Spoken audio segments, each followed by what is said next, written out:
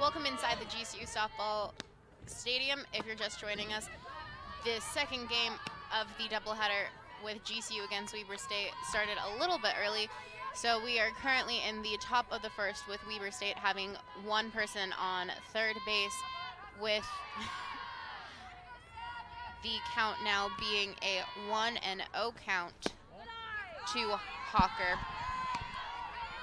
Now a 2-0 count from the freshman pitcher to Hawker, with Saltern on third base.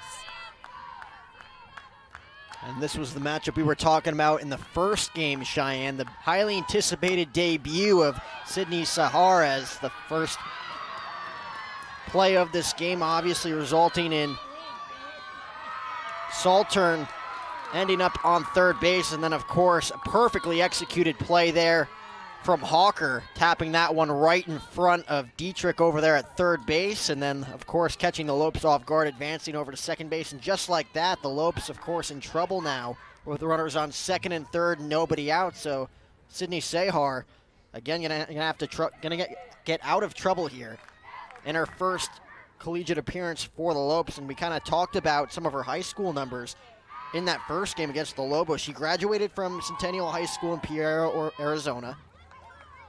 And, of course, as a freshman at Centennial, she had an ERA of 2.89 and also could hit as well. She had a batting average of 308 at the dish. She hit 429 the following year in her junior year. She was also named to the all-district team, all-section team, and was actually named player of the game in the state playoff game against Basha High School as a freshman. So obviously looking to take those talents to the mound here, looking to get her team into and out of trouble here in the top of the first inning, as the Lopes, again, are going to want to save those arms in that game after a very difficult game on the circle against the Lobos, as the Lobos offense did a tremendous job battling against that low pitching. And that pitch to Faith Ho into left field, and that will score 2 runs and give her a stand-up double. So we are still in the top of the first with nobody out, and Weber State up 2-0 with somebody on second. Well, we saw Ho do a lot of damage last night in that 7-6 walk-off win against the Lopes. Doing more of the same so far here tonight, taking that pitch on the outside corner the other way, waited back on it, took it the other way down the left field line, and really nothing that Jaden Reed could do about that but get that one on one hop.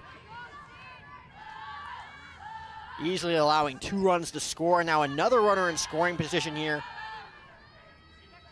Yeah, now her for Sydney sister, Sahar. Yes, now her sister up at bat facing Sahar, and that first pitch is in there for a strike on that top right corner.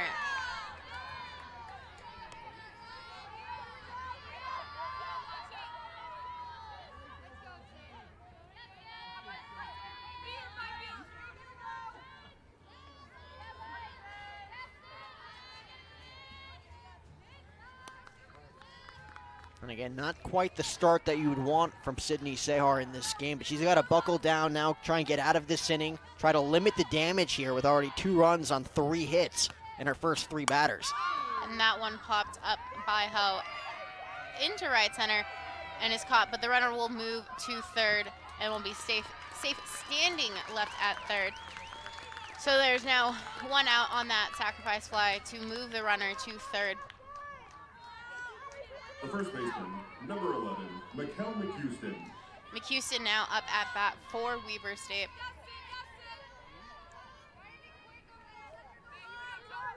And Sahar just needs to settle in, this being her first collegiate appearance. Has to just get the hang of being in that circle in that first pitch from Sahar in for a ball, giving McHouston a 1-0 count here in the top of the first, with Faith Ho on third for the Wildcats.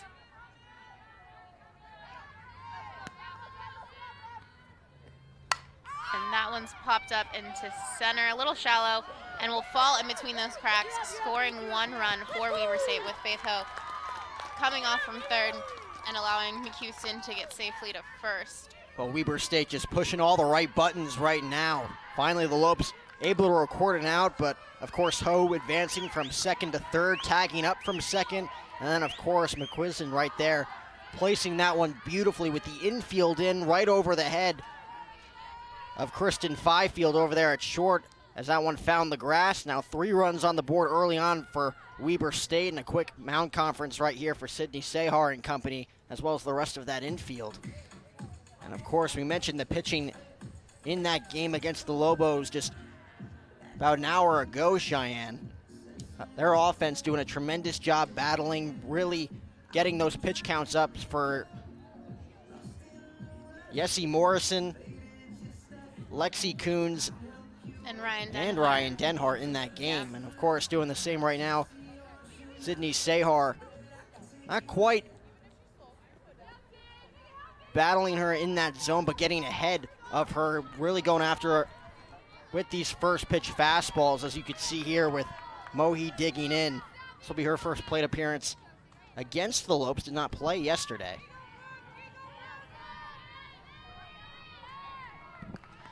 And that first pitch from Sehar is outside for a 1-0 count to start Moiahi. Yeah, as you mentioned, Jack, the game just over an hour ago now that ended with New Mexico really digging into the Lopes pitching staff, and that pitch from Sehar in for a strike, making the count even at 1-1. So the Lopes really have to dig in for the rest of this game, as we're still just in the top of the first. Weber State already leading by 3. And that pitch to Moiahi is down in center and will be allowing both runners to get safely, 1 to second and to first. Weber State now having once again a person in scoring position in McHouston, and then Moiahi making it safely to first. 00, Caitlin Maui Williams. taking advantage of a rookie mistake there from Sydney Sehar, floating that one right over the middle of the plate. And Moe taking, of course, a big advantage of it, swatting that one into center field. Now another big opportunity for Weber State here to break this one wide open, considering how this Lopes offense has struggled to put any runs on the board over the past few days here in Phoenix. Yep, and they just got that out from Whiting, who bunted that ball really nicely, but the Lopes being able to field that to get the second out of the inning. The left fielder, number 9, Courtney Pesca. Now Courtney Pesca up to bat for Weber State. Weber State now having 2 in scoring position, in McHouston on third and Moiahi on second. And that ball just ripped foul down the third base side. And Sehar just needs to really settle in, as we mentioned, this being her first collegiate start. Having some great numbers, as you've already mentioned, Jack, in her high school career. Trying to bring those here into her collegiate career and her first start as a Lope. And she's got to eat up some innings as well, considering Denhart, Coons, and Morrison all through in that opener, and all 3 of them really been worn down over these past 3 days against Stanford and Weber State, of course, with that 7-6 loss here last night after being up 5-1 in the 5th inning last night, and of course that big loss today against New Mexico. So we're really going to have to eat up some innings here tonight before the finale against New Mexico tomorrow afternoon, where the Lopes are going to have to use those 3 arms. And that pitch from Sehar is in there for a strike, bringing her back up 1-2 in the count to Pesca.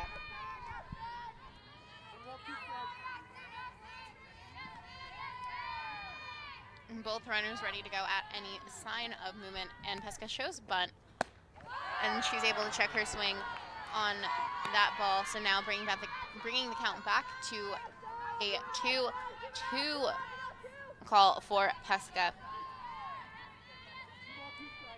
And you know, Jack, with having this doubleheader, GCU only had about a half an hour from the ending of their last game to this game, and that ball in there for a strike to get the final out of the inning. And Weber State leaving 2 on base. Representing Antelopes. going into now the middle of the first for the Lopes to come up to bat. Well, it's time for the upcoming schedule, brought to you by BSN Sports, the largest provider of team sports equipment and apparel in the country. So tomorrow is going to close out the GCU kickoff tournament with a 12:30 p.m. matinee game against the New Mexico Lobos. And men's basketball will return home Thursday night to take on the Kansas City Roos at 6 p.m. And then, of course, Friday night, February 14th. Mark your calendars, ladies and gentlemen. Baseball season returns as the Lopes host the Oklahoma State Cowboys at 6 p.m. Pregame will start at 5:30 p.m. Catch every game here on GCU TV. And, of course, women's basketball picking up the win against California Baptist earlier today. Jada Holland leading the charge, 22 points on the afternoon. So women's basketball off to a hot start as well. They've won 5 in a row. Things are looking up for GCU athletics. Yeah, women's basketball currently ranks first in the WAC. After that win, they were tied, and it's just really, as you mentioned, a great turning point for GCU athletics as we turn into the second half of WAC play for basketball and as we get into the start of softball and baseball season here. Leading off for GCU, center fielder. Of course, after picking up 5 hits in her first 3 games, I like this move by Coach Pearson, moving Mickey Covarubio up to the leadoff position. Obviously your best hitter to start the season in these first 4 games, moving her up to the leadoff position, giving plenty of room here for the Lopes to get an early base runner. Yeah, Mickey Covarubio having a great hit against the Lobos, and that pitch going into her for a strike, but having a great hit being a triple, helping score 2 of those runs in that game against the Lobos earlier today.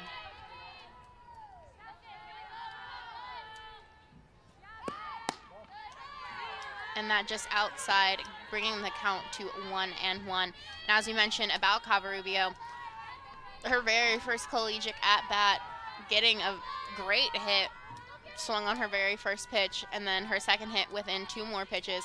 So having her in the leadoff spot, taking that ball for a strike, now the count being 1-2. Having her in that leadoff spot is great with her aggressive nature that she has when she's up at the plate. And that was a great backdoor pitch there on the outside corner from Ramirez. Wouldn't be shocked to see her go back to it.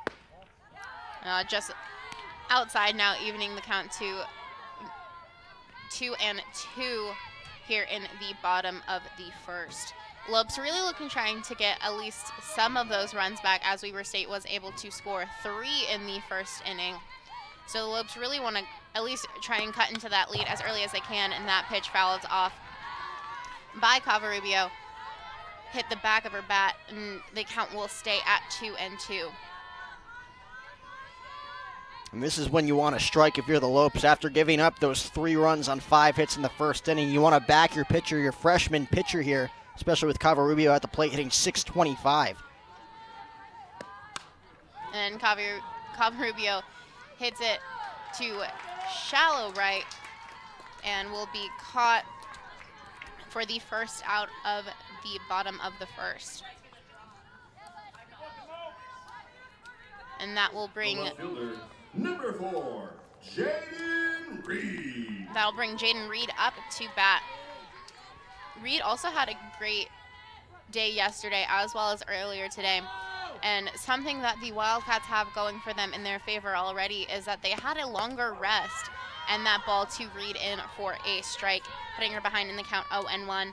As we mentioned, the first game for the Lopes in this doubleheader ended about 40 minutes ago now, while the Wildcats had their first game at 1 o'clock against Stanford, and that one is popped up high into shallow center and will get the second out of the inning.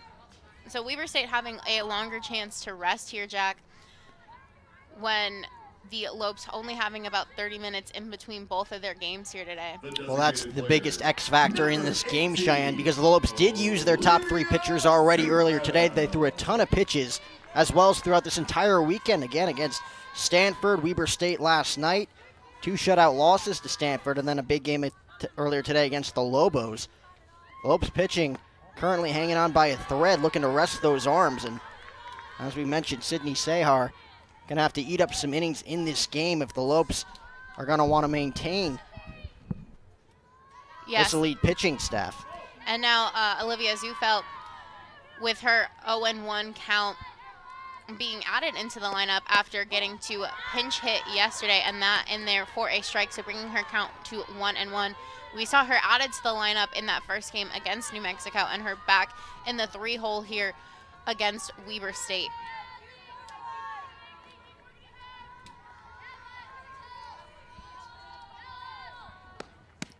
And a big swing on and miss for Zufelt, bringing her count to a 1-2 count with 2 outs here in the bottom of the first. Yeah, Olivia Zufelt trying to put one on the board with one swing right there with that swing. A healthy hack from Zufelt, who again last night against Weber State picked up that big RBI pinch hit, hitting her first at bat with the Lopes. Still looking for her second hit since. She did reach base in that game against the Lobos here earlier today.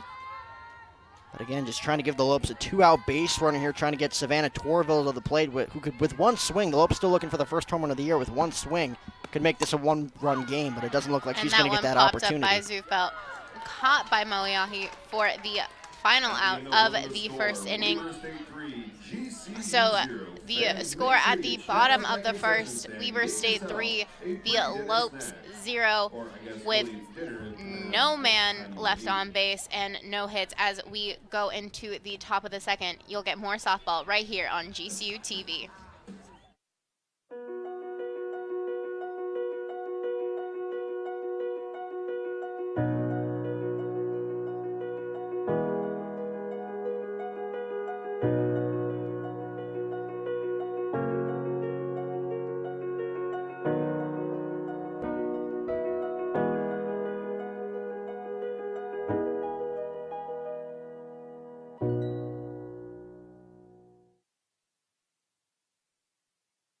Curiosity fuels you. So when you're ready for a fulfilling new career, let your curiosity fuel that change. Grand Canyon University's online degree programs in technology make it convenient for you to achieve your dream. GCU teaches you how to plan for innovation. By applying that knowledge to today's most challenging problems, you're helping to build a better tomorrow. Find your purpose at GCU, where advanced technologies drive education. Private, Christian, affordable. Visit gcu.edu/online. Weber State, the second baseman, number 2. Welcome back into the GCU softball stadium.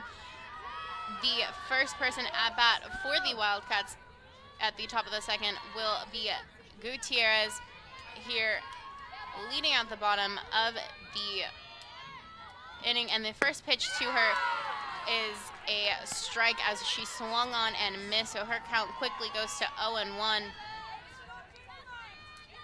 And if you're Sydney Sehar right now, you definitely just want to throw strikes. Just keep on pumping strikes.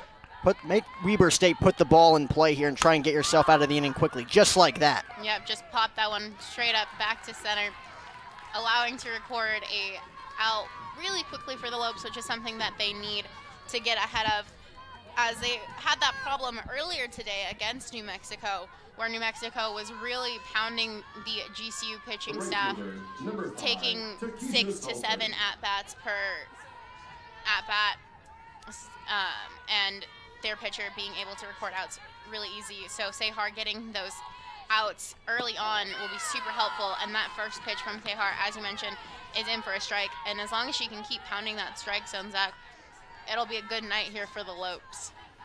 And of course, the biggest difference I've seen so far through these first inning and a half, Cheyenne, is Sydney Sehar's been pumping strikes, but Weber State coming right after her, swinging at first pitch fastballs, and of course right there swinging through that one is Zoltern as the count moves to 0-2. But what we saw from the Lobos earlier on was taking their times, working the counts, getting those pitch counts up to 6, 7, 8, even 9 in some of those at-bats. But Weber State taking a different approach, and albeit it's been working for them so far. Yeah, Zoltern is currently down 0-2 in the count, and that she fouls off again, keeping the count remaining at 0-2 here in the top of the second with 1 out.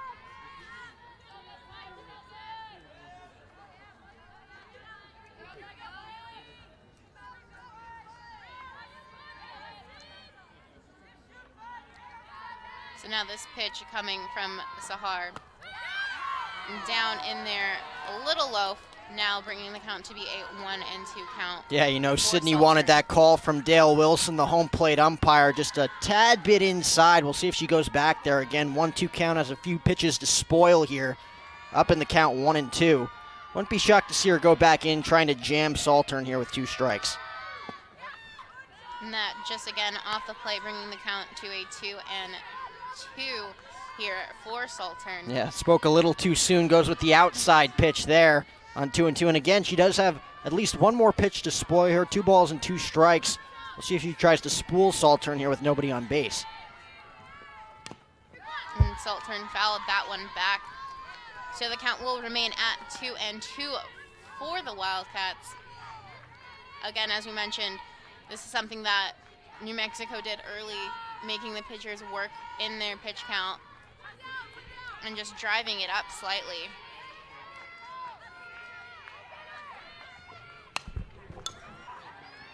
And that one was called foul. So Saltern will go back after that pitch from Sehar. Well, Sehar executed that pitch beautifully on the inner part of the plate, jamming Saltern, but Saltern got just enough of it to poke it over the head of Taylor Olson at first base and came inches away from picking up an extra base hit there. So a blessing in disguise there for GCU, as once again, it'd be a blessing here for Sehar to get out of this inning in 1-2-3 fashion if she can, to limit that pitch count and to eat an inning or two here for the Lopes. Yeah, Sahar, that pitch from Sahar is just off the glove and fielded to Olson, who is at first, but not in time. So Weber State will get another person on first. So they now have 1 on and 1 out here in the top of the second inning. Well, it's going to be a tough play regardless for Fifield in the hole there, the speedy Saltern. That's why she's at the top of the order, Cheyenne. She's got a ton of speed, looking to utilize that right now, trying to make matters worse for Sydney Sahar, who once again is just trying to get out of this inning unscathed without a ton of pressure on her, with the heart of this order coming up, of course, with Hawker. And that was a great bunt, but was a even greater play by Olson, being able to keep her foot on the back to record the second out. It did advance Saltern into scoring position, but Sahar was able to have that pitch be a good pitch for Hawker, who just bunted that down the third base side, but was able to get that out at first. Now that brings Faith Ho up to bat, who had a great at-bat her first time up. And again, it was an interesting call there from Weber State, taking the bat out of the hands of Hawker, who did pick up that single in the first inning. She is hitting a .154 right now, so not the hottest hitter in that lineup for Weber State. So with 1 out, runner on first base, you lay down the bunt, put a runner in scoring position for arguably your best hitter in Ho, hitting .500 at the moment. We'll see if it pays off. Yeah, and that first pitch to Ho was in there for a strike, so her count is now 1-1 with a runner in scoring position and 2 outs here. So Sahar really just looking to try and get out of this inning with a runner on second in scoring position, and that pitch called for a strike, so her count is now 1-2, and just trying to get out of this second inning without any more damage being done. As we mentioned, Weber State picking up 3 there in the first inning.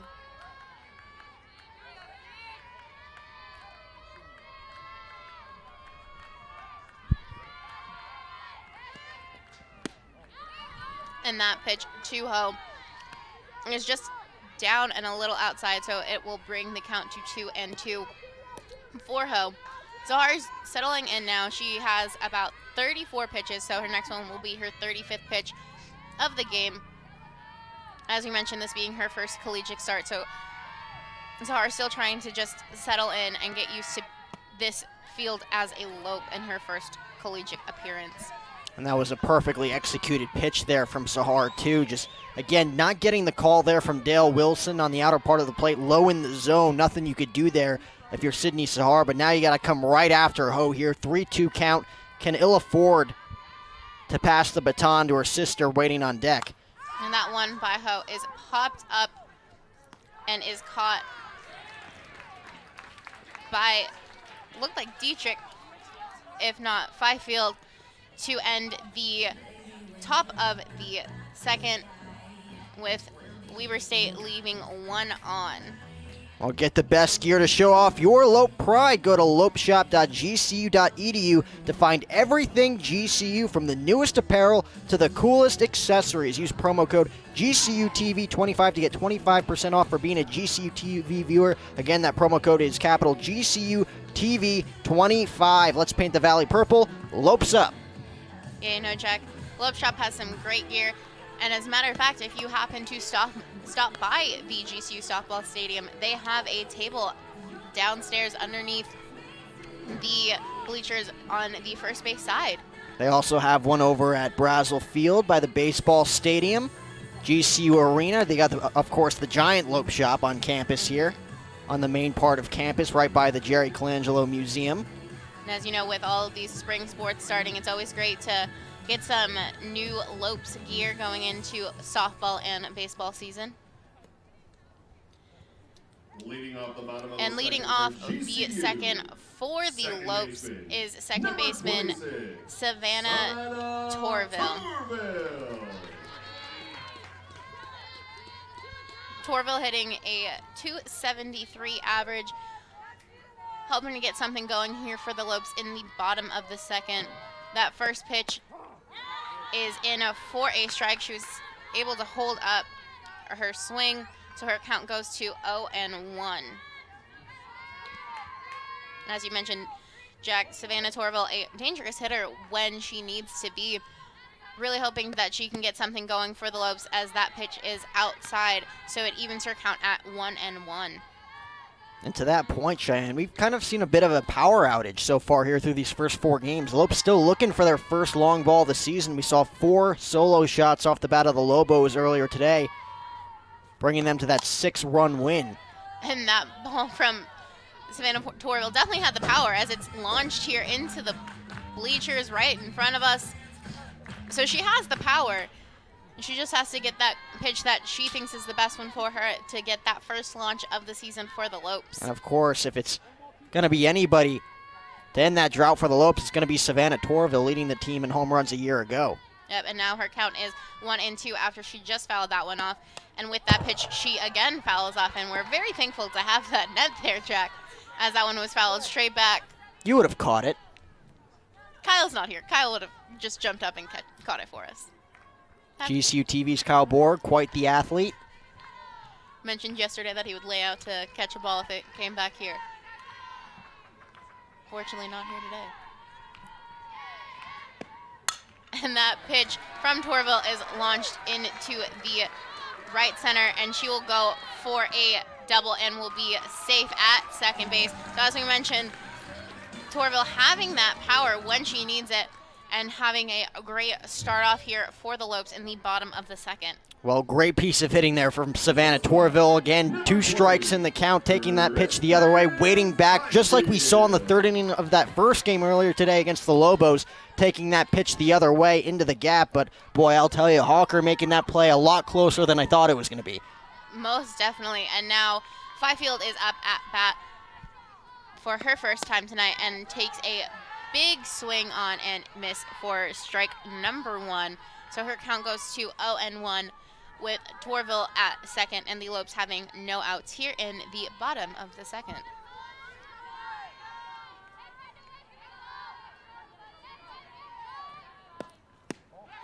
And that pitch is just a little down and off, so it'll bring her count to 1-1. And Fifield, the El Paso native, would really love the opportunity here to drive in a run. Still looking for her first hit in the purple and white with a runner in scoring position here with her team down by 3. I mean, the Lopes offense needs to step up in this game if they're going to want a chance to come from behind here. And that last pitch to Fifield called a ball, so her count is now 2-1, allowing her to get ahead in the count. Yet, as you mentioned, Jack, Lopes down by 3 currently here in the bottom of the second, so Fifield would love to be able to get an RBI, and that one is fouled back. And out of play again over the net into the stands here at the GCU softball stadium. Well, another great pitch made there by Ramirez. On the inner part of the plate, if Kristen Fifield was just a tad bit early on that, she would have been able to get around it, maybe hook it down the left field line. Maybe put the Lopes on the board just a tad bit late, popping that one up, making this a 2-2 count. It'll be interesting to see what Ramirez comes with here. Goes with the fastball up. Yep, and swung on and missed by Fifield. So that will give the Lopes the first out of the second. Still with a runner in scoring position. And now that will bring Holland to the plate. Holland looking to kind of heat things up, not having the start that she would have wanted. And so hopefully she can help get that start here for the Lopes as that first pitch is in for strike one, making her count 0-1 here in the bottom of the second. Yeah, that batting average just a tad bit under 100 to start the season. But the one thing Kaylee Holland's done so far through these first 4 games this weekend is drive and run. She does have 3 RBIs, including a sac fly earlier today. We'll see if she can drive in Savannah Torville, just patiently waiting to be driven in from second base over there. And that ball far outside for ball number 1, bringing her count to an even 1-1 here. And the one thing you got to do here if you're Kaylee Holland right now is work that pitch count of Ramirez. We've seen it with the Lopes earlier today against the Lobos. We've seen it with Weber State's offense against Sydney Sahar so far. And, of course, Ramirez just 23 pitches so far through her first inning on the third. Just keep working that pitch count. Take balls like that up in the zone. Don't chase the ladder like we saw moments ago with Christine Fifield. Yeah, even though it's early on this season, Ramirez has 8 strikeouts and 10 walks. So as of right now, with Holland's count being 2-1, hoping the Lopes with first base open get that walk or get a hit from Holland. And that one was very close to hitting Holland, as that will move her count to 3-1. Holland stepping back a little bit after that last pitch got a little closer than she probably would have liked it to. Getting that collision on opening night. Things weren't looking too high for Kaylee Holland. Turned out to be all right. Doesn't want to take one off the back here on this cold evening, this cold Saturday night. But again, an impeccable pair of eyes right there from Kaylee Holland, laying off that fastball in the outer part of the plate. Yep, so And now just like that, the Lopes are in business right now. You got runners on first and second, 1 out, tying run at the plate. I know Gianna Nicoletti doesn't quite have the pop that you would want in this situation, but has a chance to pass the baton. You got Taylor Olson waiting on deck, Kaylee Dietrich rounding out the order. Just, again, keep passing the baton. Small victories here for the Lopes in this game as well as in this second inning, just trying to get a few runs on the board. Absolutely, Jack. Wanting to just chip away at that lead that the Wildcats currently have, as that first pitch to Nicoletti is in for strike number 1. You don't have to get it all back right now. There's still plenty of softball left, only being in the bottom of the second. So just chipping away at that 3-0 lead that the Wildcats have is what the Lopes need to do right now. And Nicoletti tries to bunt, but is pulled to the third base side foul, so her count quickly goes 0-2. Well, not a terrible idea there from Gianna Nicoletti. Does have tremendous speed going down that first base line, but it looked like Moai was more than ready for that one. Probably would have gotten the force out at second base if she had an opportunity, if it was fair. So now 0-2, we'll see what Nicoletti's game plan is. You love to see that. That was a great play by Torville. Just jumping over that ball that Nicoletti hit as it was in her running path to third, and the Lopes now have bases loaded with Torville on third, Holland on second, and Nicoletti now on first. And that will bring up Taylor Olson with bases loaded for the Lopes.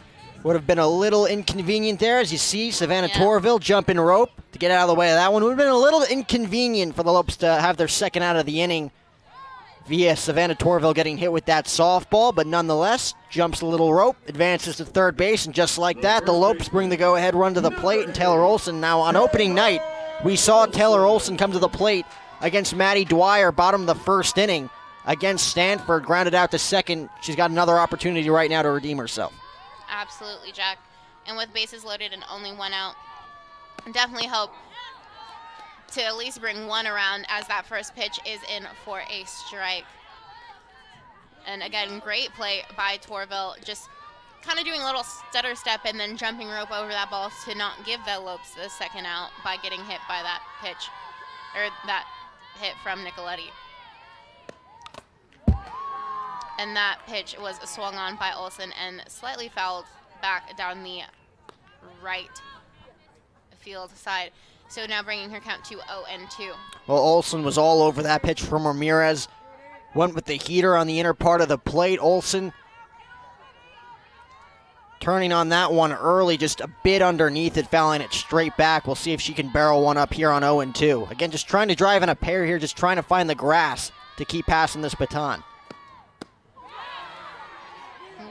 And the umpire will call Olsen safe, being able to hold up on that pitch, now bringing the count to 1-2 after that last ball thrown too hard. A good call from the first base umpire, Scott Wallace there. It didn't appear as Taylor went around, moving the count to 1-2. We'll see what Ramirez goes with on 1-2 again. Like I've been mentioning throughout the day, these pitchers ahead in the count 0-2, 1-2. They've got a few pitches to spoil here. Another fastball there on the outer part of the plate, not getting Olsen to bite. Moving the count to 2-2. We'll see if she goes with another inside pitch here, trying to jam Olsen, trying to get her to hit something on the ground for the twin-killing, inning-ending double play. And that one fouled back by Olsen. And of course, if you're Ramirez, you have to think that you need to be throwing strikes, as the bases are loaded for the Lopes. And the last thing that any pitcher would want to do, but Ramirez specifically in this situation, she would not want to walk a run in. So Ramirez needs to be really careful about having any more balls and potentially walking Olsen. And as we mentioned there, that pitch will bring it to a full count of 3-2. Yeah, Ramirez wanted that pitch on the outer part of the plate. Didn't get the call from Dale Wilson. So now what does she do here? She's got to give in 3-2. Nowhere to put her with all ducks on the pond. Torville on third, Holland on second, Nicoletti on first. What's it going to be, Ramirez? Wow. And there she got that strike, trying to paint the corners, and this time got the call that she wanted, helping to try and get the Wildcats out of trouble, now giving the Lopes their second out of the inning. Yeah, what's it going to be? Ramirez finds the inner part of the plate. Gets Olsen looking, tremendous pitch, didn't give in, didn't give her anything over the heart of the plate, goes right back in with that heater, getting Olsen to look, and now Kaylee Dietrich is going to have to be the hero for the Lopes. You don't want to strand all three of these runners on base with less than 2 outs. It'll be a heartbreaker for the Lopes the way they've been playing this weekend. Very true, Jack, and that first pitch for Dietrich is in for a strike, so her count quickly goes to 0-1 here in the bottom of the second. Again, as you mentioned, the bases are loaded for the Lopes with Torville on third, Holland on second, and Nicoletti on first. And that pitch is outside to Dietrich, so bringing the count to 1-1 here with 2 outs in the bottom of the second.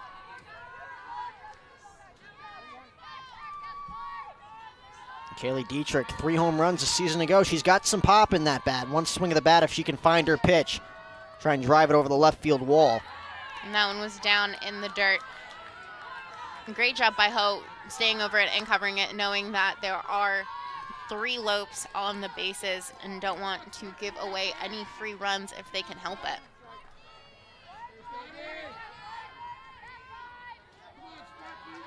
Again, Ramirez having to be careful about what she throws now, behind in the count 2-1 with the bases loaded.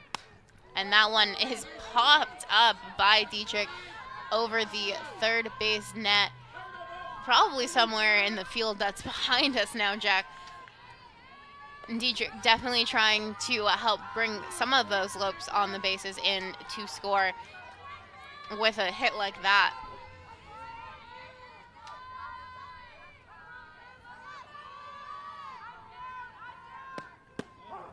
And that ball in for a strike, which means the Lopes will leave all 3 stranded here in the bottom of the second. GCU Lopes 0. So again, the score at the end of the second is Weber State 3, your Lopes 0. As we head into the top of the third, you'll get more softball coming up right here on GCU TV. Came through drippin', drip, drip. Came through drippin', drip, drip. Came through drippin', drip, drip. Diamonds on my wrist, they drippin'. Ice. Came through drippin', drip, drip. Came through drippin'. Mountain Dew Ice, a clear, refreshing lemon lime dew. When it came time to look for master's degrees, when I first learned about Grand Canyon, I think as teachers and coaches, you're never done learning. Being a mentor is one of the most important things in my life. For me, it's not always about winning, it's about instilling things in my students and my athletes that'll carry them on. And I'm confident to say that I wouldn't be the same teacher or coach that I am today without that experience at GCU. I'm Joseph, and I graduated with a master's degree online from GCU. There's a thunder in all of us. Come find your purpose at Grand Canyon University. Bossy, bossy. Just looking at my kids like I'm bossy.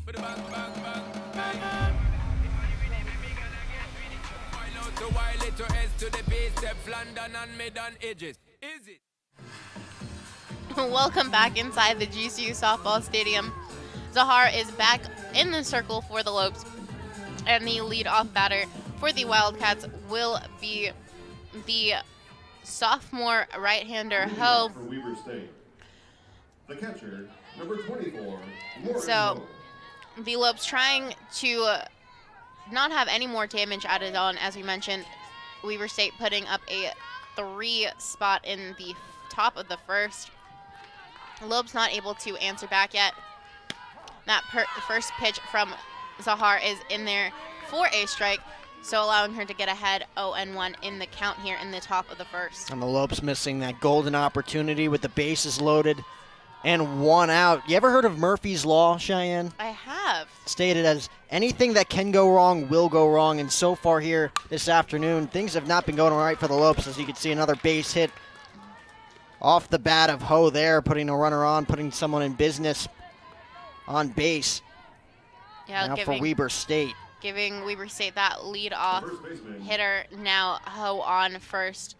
And McHouston coming up to bat, who's batting .556 so far here on this weekend. So another dangerous hitter coming up to bat for the Wildcats. Looks like McHouston having a little conversation with her head coach before stepping into the batter's box.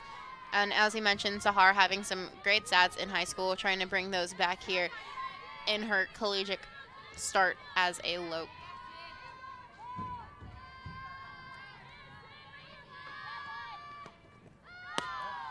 And that ball from Zahar just a little high, so bringing the count to 1-0 here for McHouston.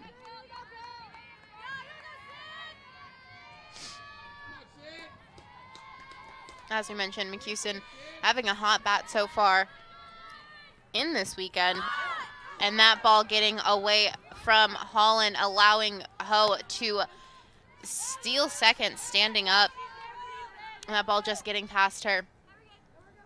Another big play in this inning. Caitlin Holland just unable to squeeze that one, letting it go to the backstop. And, of course, Ho on second base. Doesn't have tremendous speed, but a runner in scoring position nonetheless for Weber State, looking to add to that 3-run lead here against Sydney Zahar, who, again, through 2 innings of work, has only thrown 43 pitches.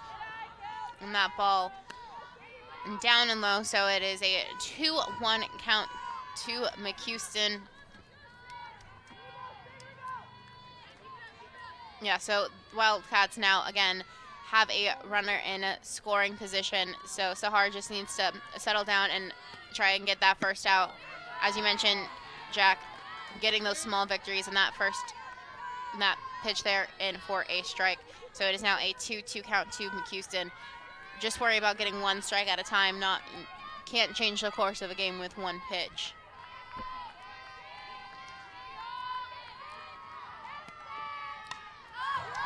And McHouston fouls that one off. So her count will remain at 2-2.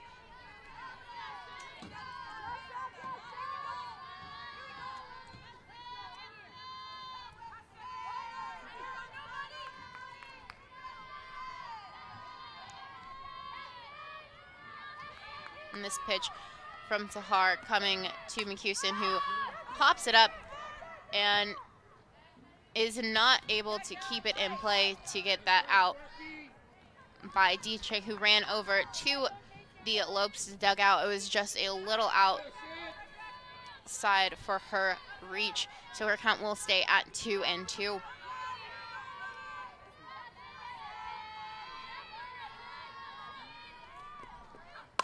And that one is hit hard by McHouston.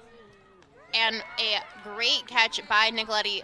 The runner does advance to third, so a sacrifice fly to advance the runner to third from McHouston, but an absolutely great catch by Nicoletti to record that first out here in the top of the third. Yeah, McHouston putting a charge into that one. You could hear the groan from the crowd as that one looked like it was almost going to soar over the right field wall. Ends up going into foul territory, and Gianna Nicoletti running it down right in front of the wall. But of course, Ho tags up from second, moves to third, a productive out from McHouston. And now they're going to drive in another run. Yeah, and that hit from Maliahi dropped down up against the wall in center, so allowing Ho to score easily, and Maliahi getting to second with a stand-up double here. So now a 4-0 lead for the Wildcats as the pitching coach will come and talk to Sahar. Well, again, another conference here just to calm down your freshmen here. Again, you're only down by 4. Your pitch count still relatively low, 49 pitches total. And again, Coach Pearson would love to see some work here out of Sydney Sahara, especially to get some innings out of her, given that Ryan Denhart, Lexi Coons, and Yessie Morrison, like we've mentioned, Afremesh mentioned before, they're tired. Yeah, they got one more game tomorrow, too. They've had a long weekend with 2 back-to-back doubleheaders, then opening on Thursday, and it looks like there will be a pinch runner for the Wildcats in Noelle Foster, number 15, the left-hander freshman from Eagle, Idaho, who will now be at second base, taking over for Maliahi. Second base for Weber State, number 15, Noelle Foster. Now batting for Weber State, the designated player, 00, Caitlin Wade. So now we have the designated person for Weber in Whiting, who's hitting .222 on the weekend. And that first pitch is in there for a strike from Sahar, so she moves ahead in the count 0-1. Again, 1 out, just trying to get the second out here. Last time at bat for Whiting was a sacrifice fly to Olsen, and that one is grounded to Dietrich. And a great play by Olsen being able to stay on the bag and record the second out here. Well, great play there from Kaylee Dietrich. First of all, fielding that sharp ground ball off the bat of Whiting, and then, of course, checking Foster over there on second base. Foster looked to move from second to third, but with the ball hit on the left side, there's really no room for her to move over there. So great job by Dietrich checking on the runner before the throw to first, and almost an errant throw over there if it wasn't for Taylor Olsen with the stretch over there at first base, moving from first to third here in game number 2. And look at that, one more. That hit again, so for another 5-3 play to get us out of the top of the third. And you know, we have a lot of great events going on here at GCU. There's so many things going on. Can you tell me one of them, Jack? Well, Jada Holland scored 22 points today, but that's not one of them. The Grand Canyon University Arena is also proud to host Elevate 2020 Music Festival back in Phoenix, Arizona for its 8th consecutive year. Join us this June for a great weekend of worship. Tickets are now on sale at GCUarena.com. June 27th, 28th. We mentioned the Casting Crowns, Matthew West, Josh Baldwin and company, all going to be at Elevate 2020. Again, that's June 27th and 28th. Just go to GCUarena.com to get your tickets now. As now this Lopes offense looking to step up in a big way. We said last inning, leaving those 3 runners aboard, leaving all ducks on the pond with 1 out. As it was Taylor Olsen unable to get the run in, and then, of course, Kaylee Dietrich going down, looking to end that bottom half of the second inning, bottom of the third inning, top third of the order for the Lopes, as once again it's going to be that red-hot bat that we've been mentioning all day long. One of the few bright spots today for the Lopes, and that's Mickey Covarubio. Yeah, Covarubio looking for her first hit on the night. But as you mentioned, having a really hot bat so far for the Lopes as she came in for the first time yesterday for her first time in her collegiate career.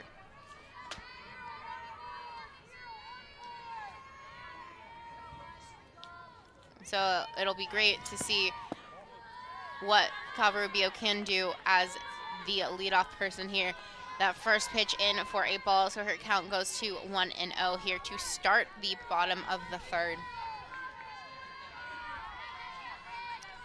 As we mentioned, Covarubio getting her first hit on her very first pitch, and that one is down in left center for what looks like going to go for a double as that one rolls all the way back to the wall. So as we mentioned, that hot bat of Covarubio hitting 556, her getting a stand-up double for her first hit of the night. Yeah, Mickey just keeps on hitting. Again, another great piece of hitting there from Covarubio, waiting back on that pitch on the inner part of the plate, kind of on the inner heart of the plate there, you could say, that pitch from Ramirez, waiting back on it, taking it the other way. And that left center field gap's been her friend so far over these past few days. Yeah, absolutely. And now we have Reed coming up to bat, batting .250, hoping to get an RBI here tonight as that one goes in high. So allowing her to get ahead 1-0 in the count. Runner on second for the Lopes with nobody out here in the bottom of the third with Reed up to bat. And that pitch for Reed called a strike, so her count goes to 1-1.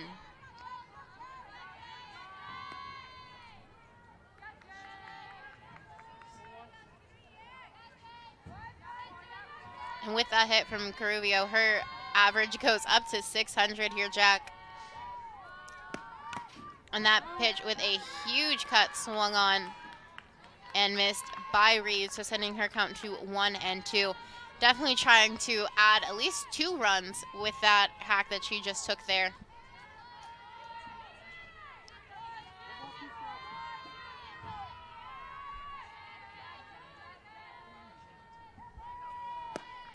And that pitch swung on and hit and fouled back, so her count will remain at 1-2. Well, great approach so far from Jaden Reed, like you mentioned 2 pitches ago. Trying to make this a 4-2 game with 1 swing. Not a bad idea with that pitch up in the zone from Ramirez. Fouls that one straight back. You can tell she's on the ball. Does have 2 hits on the season, looking for 1 more in a big way right here, trying to avoid the first out. Not going to happen. And a big swing on and miss. Again, trying to add 2 to that scoreboard with that hit. So the Lopes will get their first out of the inning as Zufelt will come to bat. And we've seen a little bit of change up here in the batting order for the Lopes as Covarubio as now at first and adding Zufelt in for the first time in the earlier game with New Mexico as she came in last night to pinch hit and getting a double against Stanford last night.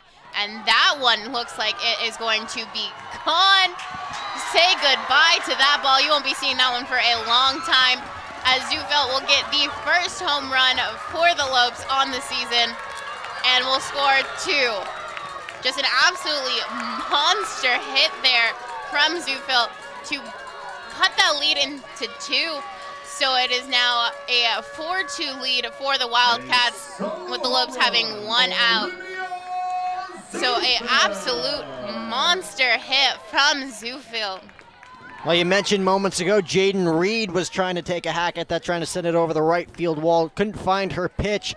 Olivia Zufelt waiting back on that ball. Again, middle in, right in her wheelhouse. And she says sayonara over the center field wall to cut that lead in half. And now we have Savannah Torville, also another very dangerous hitter for the Lopes. Doubled her first time at bat in the second. And that first pitch being just outside, bringing her count to 1-0. Again, as you mentioned, Reed trying to cut that lead in half, and Zufelt doing a great job with that last hit, bringing in 2 runs. And that pitch just outside again for Torville, so her count now 2-0. Having a little bit of wiggle room with that 2-0 count being ahead with only 1 out, and now that lead of the Wildcats being cut in half. And that one will hit her on the leg, so she will take her base.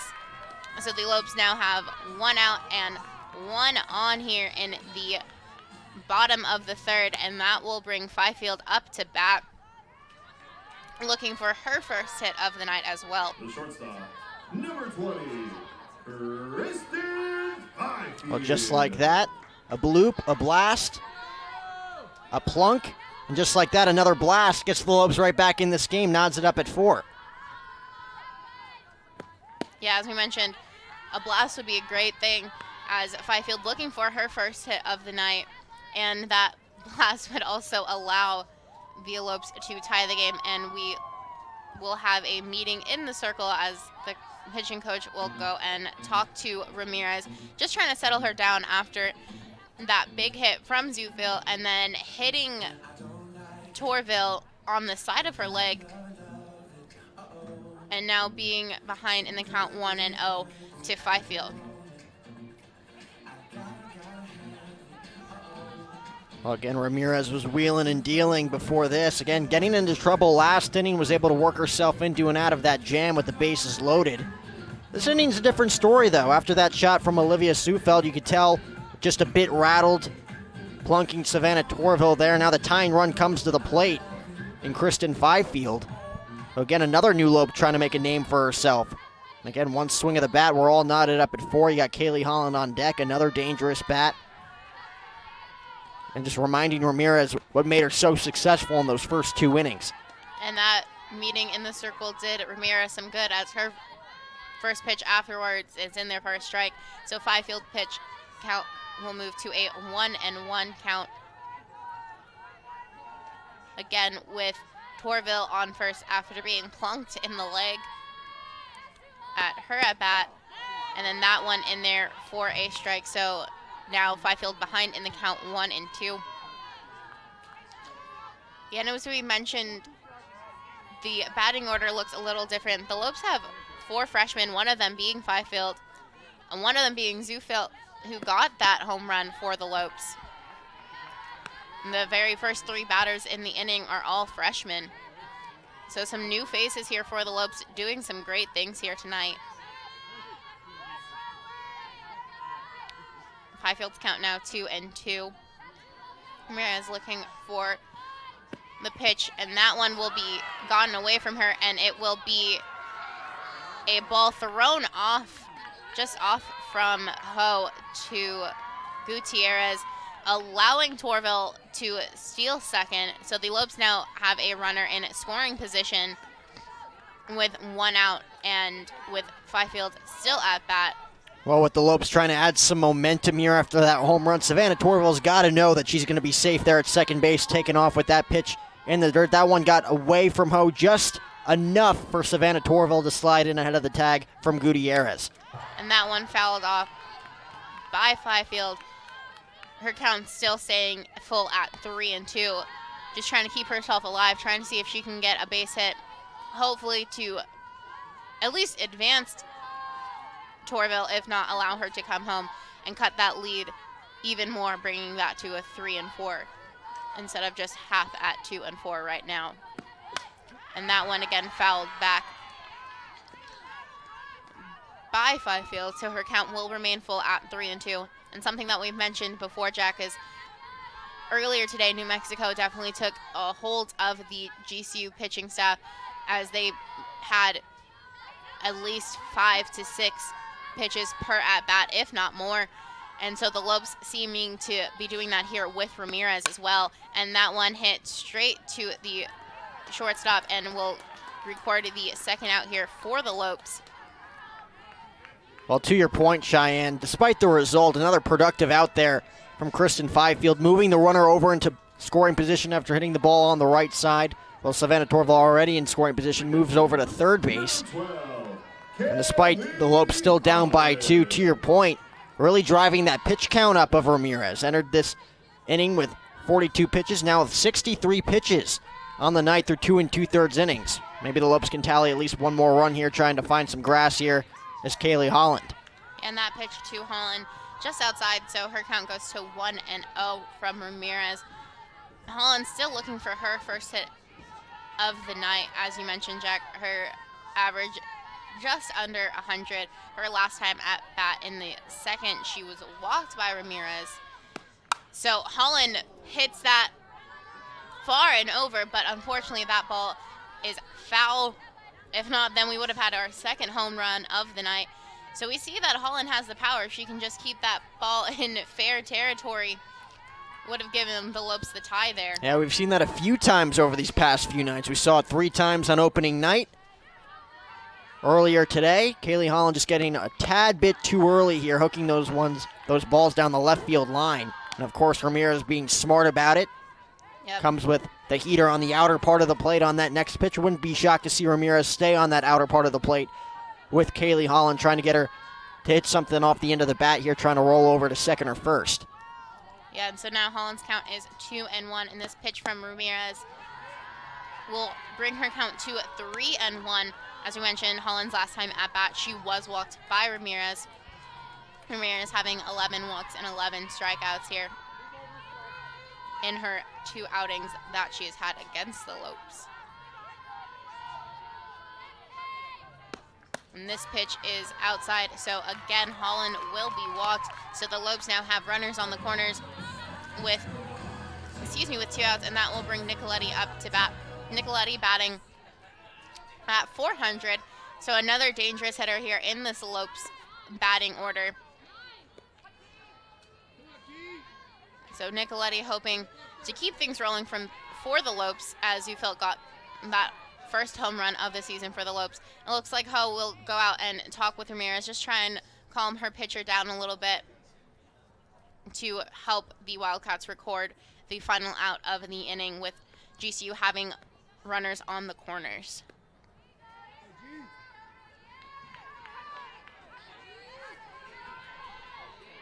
Right fielder, number 24, Gianna Nicoletti. And of course, by putting Holland over there on first, you deal with Gianna Nicoletti, who is a great slap ball hitter here. Doesn't have a ton of power like we mentioned in her last at-bat, but like we saw in her last at-bat, has a tremendous amount of speed and is known for hitting the ball the other way. So Ramirez may want to think about going in here to Gianna Nicoletti, trying to jam her on the inner part of the plate. Absolutely right, Jack. And that first pitch from Ramirez is just outside, so that will bring Nicoletti's count to a 1-0, giving her a little bit of room being ahead in the count. Ramirez not having that same problem that she had at the end of the inning last time, and that one is hit straight to Pesca for the final out of the inning for the Lopes. The Lopes leading 2 people on the corners, able to get a couple on the board, cutting the lead in half. So you will get more softball and the top of the 4th right here on GCU TV. Why choose Sanderson Ford? Straight up offers like these. Now through President's Day, escape to a D-backs game and a new Escape for only $18,900. Lease one for only $259 a month. Save $10,000 on all 2019 F-150 Super Cruise. Get 2 Arizona Diamondback tickets just for coming in. Plus, they support local sports and donate generously to local charities. If it's important to you to do business with someone who supports our community, choose Sanderson Ford. Straight up. As a teacher, your calling was always to make a difference and positively impact the future. You live with a deep sense of purpose and strive to inspire generations of change. GCU's online Masters of Education degree program gives you the skills you need to grow and develop your career. You're not just inspiring future generations of leaders, you're giving them the tools they need to succeed. Find your purpose at GCU, where advanced technologies drive education. Private, Christian, affordable. Visit gcu.edu/online. And we'll take another look at this home run from Zoofield. Again, inner part of the plate right there, way ahead of that pitch. Looked like an off-speed pitch from Ramirez. Yeah, and that, you can bet she wants that one back. She could probably go find it somewhere in the Grove, because it's definitely nowhere near the stadium anymore with how hard she hit that one. And we have Gutierrez coming up to bat for the Wildcats here in the top of the 4th. Gutierrez also looking for her first hit of the night. And a great catch and a spectacular play from Dietrich, stopping that ball and then being able to field it over to Olsen for the 5-3 play to record the first out of the top of the 4th off of one pitch to Gutierrez. Well, they don't call it the hot corner for nothing, Cheyenne. A tremendous play right there from Kaylee Dietrich. I don't even know if she had that, or if she knew she had that ball in her glove. Comes up with it, throws across the diamond. Tremendous scoop on the back end from Taylor Olson. All around great 5-3 put out. Yeah, Dietrich, still not even enough time to get up, just throwing that straight from her knee over to Olson. Olson being able to stay on the bag to record that out. And that first pitch to Saltern, is in for a ball, so it is a 1-0 count for Saltern.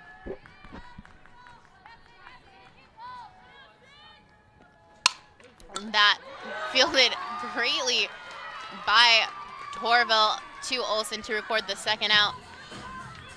And this is exactly what the Lopes need after a great bottom of third to get 2 outs super fast here in the top of the fourth. Yeah, how frustrating is it for Weber State allowing those 2 runs on the 2-run shot from the Lopes in the bottom half of the third inning? You could see momentum starting to shift a little bit, and then you hit the ball right on the nose, back-to-back hitters, and you got nothing to show for it, and an out away from completing their first 1-2-3 inning of the night offensively. And that pitch from Zahar in there for a strike.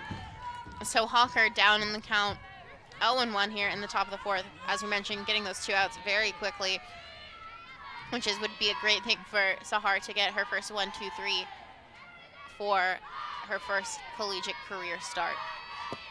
And that was swung on and missed by Hawker. So she's now down in the count 0-2 and 1 strike away from getting out of this inning in 1-2-3 for the Lopes.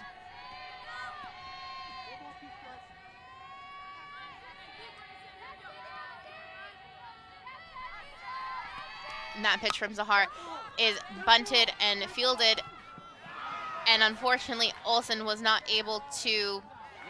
Oh, the out was called by the home plate umpire.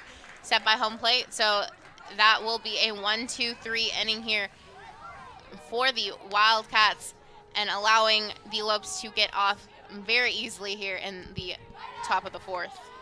Well, Effington Theater presents a modern take on the Shakespearean classic The Tempest. Filled with explosive drama and vengeance, this sinister play centers around a magical storm which leaves passengers shipwrecked on a tropical island. Get your tickets now at the Effington Theater box office. Right now, it kicked off last night. It bleeds into this weekend. It bleeds into next weekend as well. So get your tickets now, and if you're a student, you get in for free using your GCU ID. And as we mentioned, college students love free things, and getting to see a great yes, show we do. Like The Tempest would be a great thing. You can come see some softball, go see some baseball, and then go see The Tempest one of those nights as well. As we finish up this opening weekend of softball and then have the opening weekend of baseball next weekend, as the Lopes will take on the Oklahoma State Cowboys for their opening weekend starting on Valentine's Day. 3-game set, Valentine's Day. We also got BYU coming into town for men's volleyball. That game will be in the GCU arena. BYU's fans always traveling pretty heavily. Yep, So it should be an action-packed night here on campus when it comes to GCU athletics. Leading off for your Lopes. And leading off for the Lopes is number 8, Taylor Olson, the right-handed sophomore, looking for her first hit of the night. And so hoping to get that lead-off hit for the Lopes again in this inning. And that first pitch in for her is a strike, so her count goes to 0-1.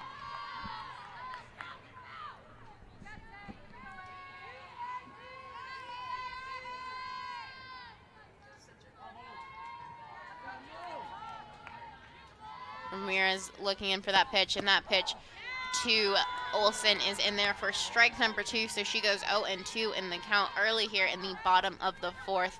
And this is what you want if you're Ramirez up 0-2 in the count. You kind of want to erase some of that momentum that the Lopes are slowly starting to pick up. You could see Cheyenne after those 2 runs last inning, a quick 1-2-3 inning from Sahar.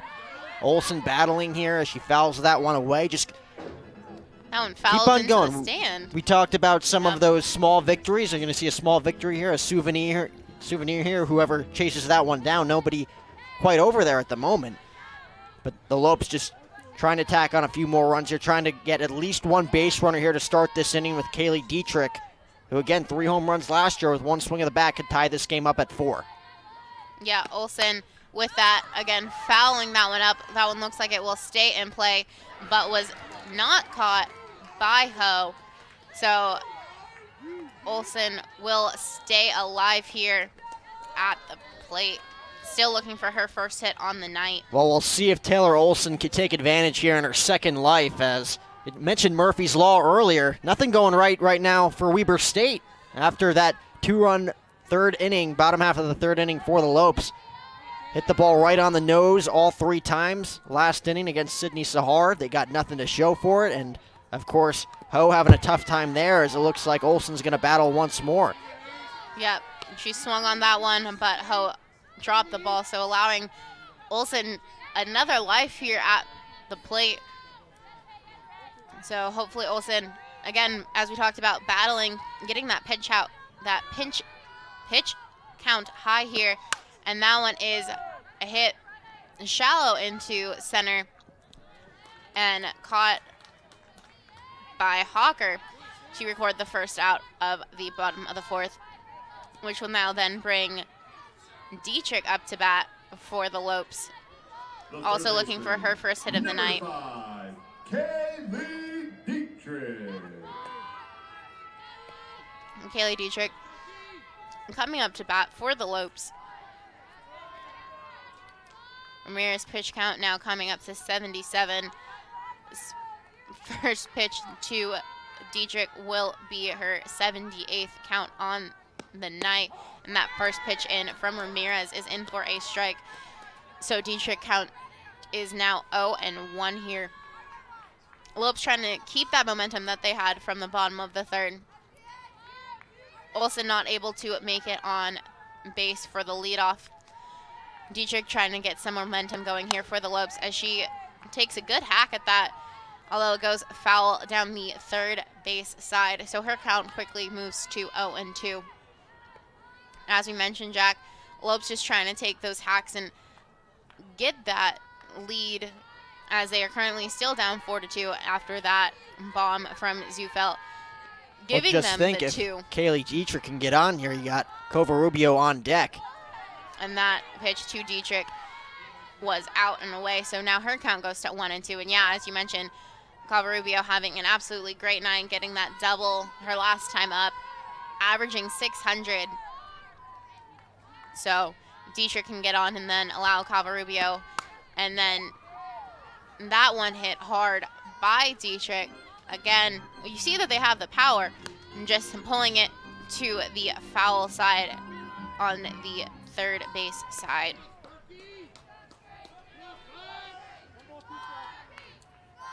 So Dietrich still looking for her first hit of the night. And staying alive here with a 1-2 count. And fouling that one straight back into the net. Again, very thankful having that net there, Jack. As we have seen throughout the weekend why we have that net here at the GCU softball stadium. And of course the extended netting over the dugouts as well. Be interesting to see if Ramirez goes back inside here to Dietrich. Doesn't appear so, goes with the off-speed outside low in the zone, but Kaylee Dietrich, I want to go back to the bottom of the second inning, bases loaded, 1 out, 3-1 pitch. Or excuse me, it was a 2-1 pitch with the bases loaded and 2 outs in that second inning. Kaylee Dietrich taking a hack at a pitch way inside. Looked like it would have been a ball to move the count to 3-1. Swings, makes it a 2-2 count, and then Ramirez comes back with a fastball in the outer part of the plate to get her looking to end that inning, change the whole complexion of that at bat. And now Dietrich's count is full at 3-2. Trying to stay alive and get some momentum that they had. And that one, again, hit hard, just foul to the third base side behind what is the GCU bullpen far to the left. So again, seeing the power that the Lopes hitting can have. And as we mentioned, any swing at the bat can change the momentum in the game. The Lopes had the bases loaded at the bottom of the second. Bottom of the third, the Lopes got that 2-shot bomb from Zufil. and there Dietrich was able to hold up and keep safe. The Weber State fans not too happy about that call, but the Lopes now have a runner on first with 1 out. Yeah, you saw the look on Ramirez's face, putting her arms up in the air as it looks like we're going to see a pinch runner for Kaylee Dietrich. It's going to be Rachel Hammonds. As Hammonds, again, with great speed over there on the bag. We've seen her pinch run a few times over the course of this weekend as the Lopes once again bringing that tying run to the plate. And as we mentioned, if Kaylee Dietrich could get on, Mickey Covarubio comes to the plate as a tying run. She's tripled earlier on in the day. She doubled earlier on in this game. She also singled earlier on against the Lobos.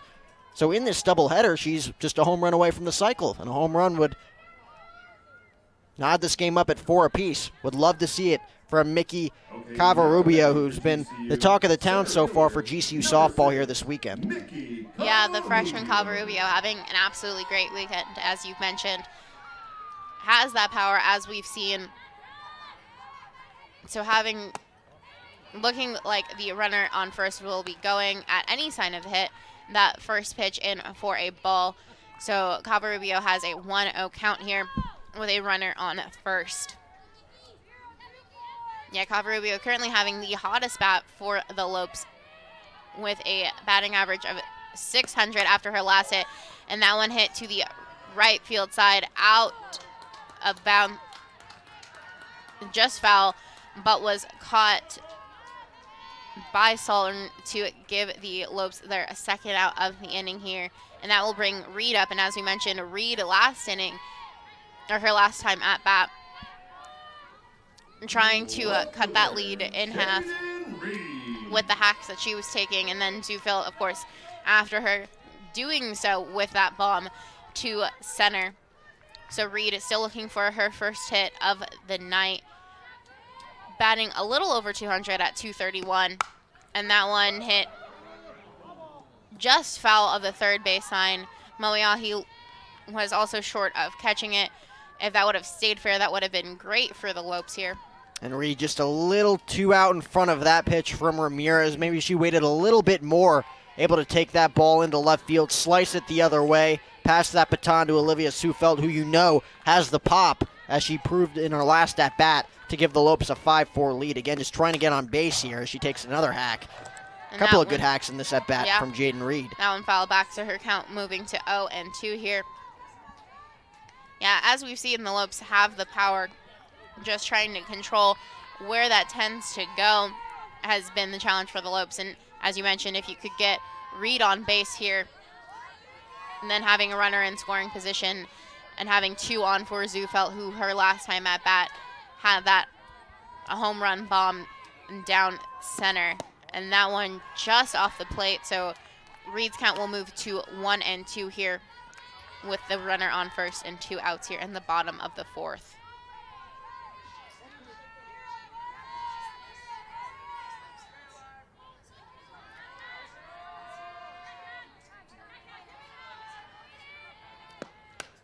Reed taking that down, foul on the first base side. And all you could do there if you're Jaden is spoil that pitch. 0-2. You got to stay alive, too close to take. And again, she just takes that one to right as that one jammed her right on the inner part of the bat. And now she's going to get an opportunity to take another hack here. Again, down 1-2. It'll be interesting to see what Ramirez goes with as she checks in from the sign from Ho. And that one hit foul down the third base side, bouncing past the Lopes dugout. Hammonds having to run back to first base as she ran on first hit of contact, trying to get into scoring position. So Reed being able to stay alive here. Lopes having 2 outs, 1 on, a 1-2 count for Reed.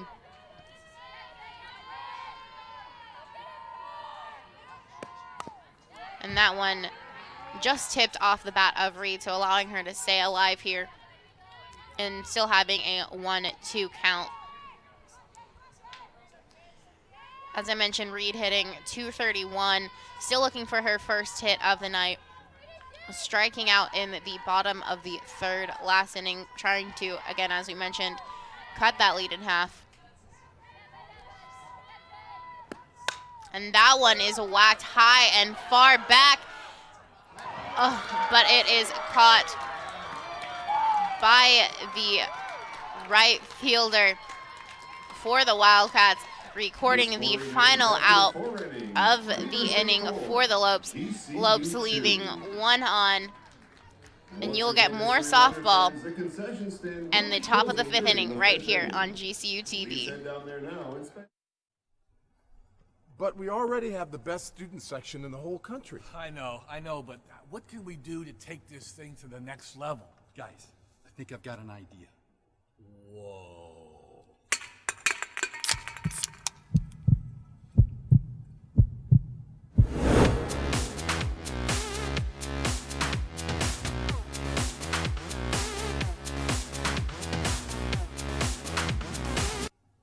Ain't gonna get better than that. So one key component that makes the Waste Management Phoenix Open so successful is Cox Business. Over 700,000 people are going to come enjoy TPC Scottsdale, from digital TV to digital phones to security, and most importantly, that free Wi-Fi all over this property. We simply couldn't do it without a partner like Cox Business. We're grateful, we're thankful, it's a hole-in-one. Welcome back inside the GCU softball stadium as we head to the top of the 5th inning in this game of Weber State versus Grand Canyon. The Wildcats currently leading 4-2.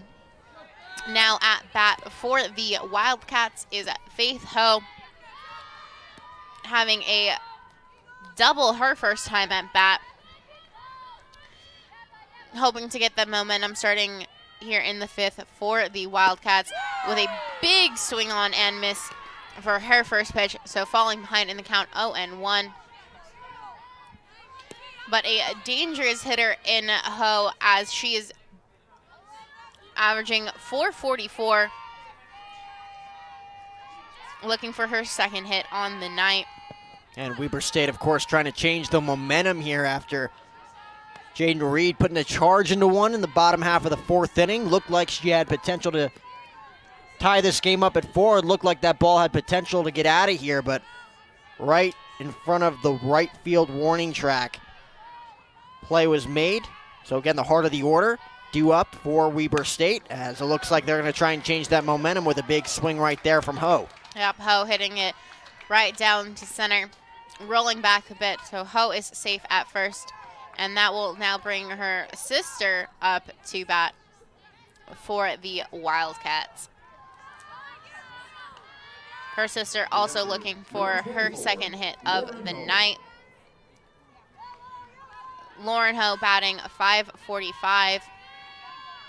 Again, another dangerous hitter here for the Wildcats, as you mentioned, the heart of the order for Weber State, and that pitch from Sahar just a little high, so a 1-0 count to Ho.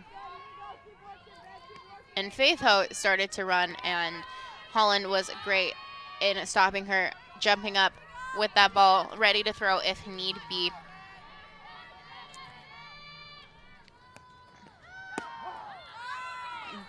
Second pitch from Zahar is in for a strike. So Ho's count now moving to 1-1. As we mentioned, Jack, Sydney Zahar, her first collegiate outing for the Lopes, having to settle in a little bit. Her pitch count now at 61. So we mentioned her having to go in for a few innings, and that one is hit far and will end up being foul down the first base side from Lauren Ho. But as I was saying, Zahar now really kind of just settling in her first pitching outing for the Lopes.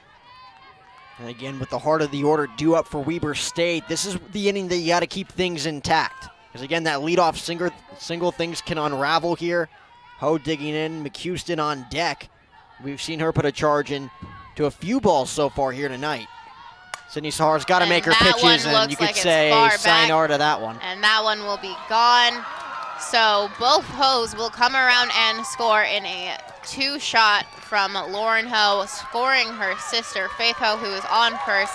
So Weber State will now go up to 6-2 here in the top of the 5th, now taking the lead even further to a 6-2 lead here. Well, as I was saying, Sahar couldn't get rattled in this at-bat. It was the heart of the order. We saw Ho pick up the single, and now her sister taking advantage of that pitch, floated right over the middle of the plate, in her up, and she cranks it over the left center field wall. Not what you want to see from Sydney Sahar, but we'll see if she can bounce back. Again, fresh inning now, no outs, nobody on, trying to get the 5, 6, and 7 hitters in order. And that pitch from Sahar in for a ball. A little closer than McHouston probably would have liked it to be. Have Moeahi there in the deck as we have no outs for Weber State here in the top of the 5th after that bomb by Lauren Ho, bringing in her sister and herself. As we mentioned just a moment ago here, the Wildcats now have a 6-2 lead on the Lopes. McHouston looking for her second hit of the night and fouls that one off into the netting, so her count now goes to 2-1 here. As we mentioned earlier, Jack, just looking for those small victories, you know, getting one out at a time can't change the momentum of this game here with one pitch. Just taking it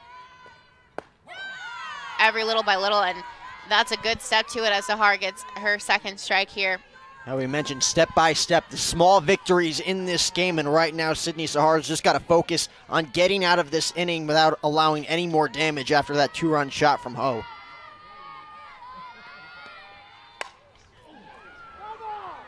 And that ball just bouncing foul and rolling down into the corner, so a nice break there for the Lopes as that ball being called foul. So McHouston will come back to the batter's box with her count now being 2-2. And as you mentioned, Sahar needs to just settle down, work on getting the first out of the inning here and trying to get out without any more damage after that home run from Lauren Ho. And that one, what an absolutely amazing catch by Reed there in the left center. A diving catch to record the first out of the inning and helping her pitcher and taking some of that pressure off of Sahar here. Well, they may be down by 4, 6-2 in this game, Cheyenne, but we've seen some tremendous plays defensively for the Lopes. I mean, just at third base alone, you got Kaylee Dietrich snagging them left and right at the hot corner, and then right there, Jaden Reed, a full extension there, coming away, backing her pitcher here. Sydney Sahar's had some tremendous defense backing her in this game despite some big blows from Weber State's offense. Yeah, and that first pitch for Moeahi is in for a ball. So she's ahead in the count 1-0.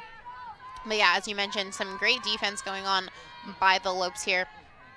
And an amazing layout play by Reed to get that first out here in the top of the 5th. And that one in for a strike. So Moeahi's count now 1-1. Moeahi hitting a little under 200 at 182, the right-handed sophomore. And hitting that one, bouncing it down, and it going foul down the third base side. So her count will remain at 1-2. No runners on after that bomb by Ho down center. So no one on here for the Wildcats. Sahar just needs to keep settling in and get that final strikeout of Moeahi. And that one is going far. Looks like that lands into the Wildcats bullpen. So that one is far out of play for the Lopes. So Moeahi coming back to bat once more, her count still being 1-2 here. And as we mentioned earlier with that game against New Mexico, taking the pitchers into multiple pitches here in these at-bats.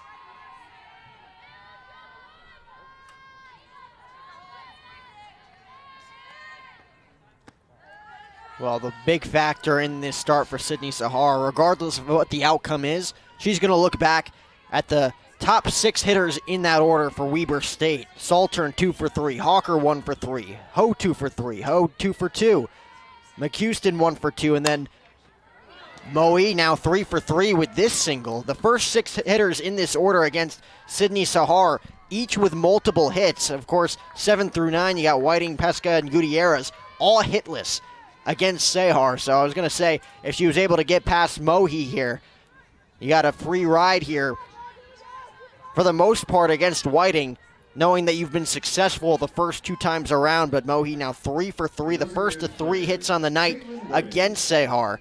And now she's going to have to hope for a ground ball double play to get herself out of the frame here. Again, after giving up that 2-run shot earlier in the inning to Ho.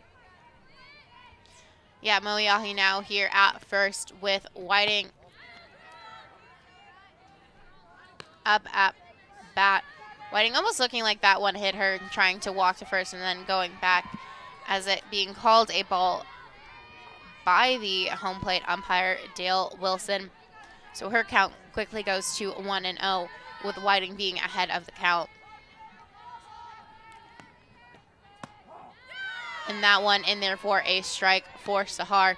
So now Whiting's count is a 1-1 count with 1 on and 1 out in the top of the 5th for the Wildcats.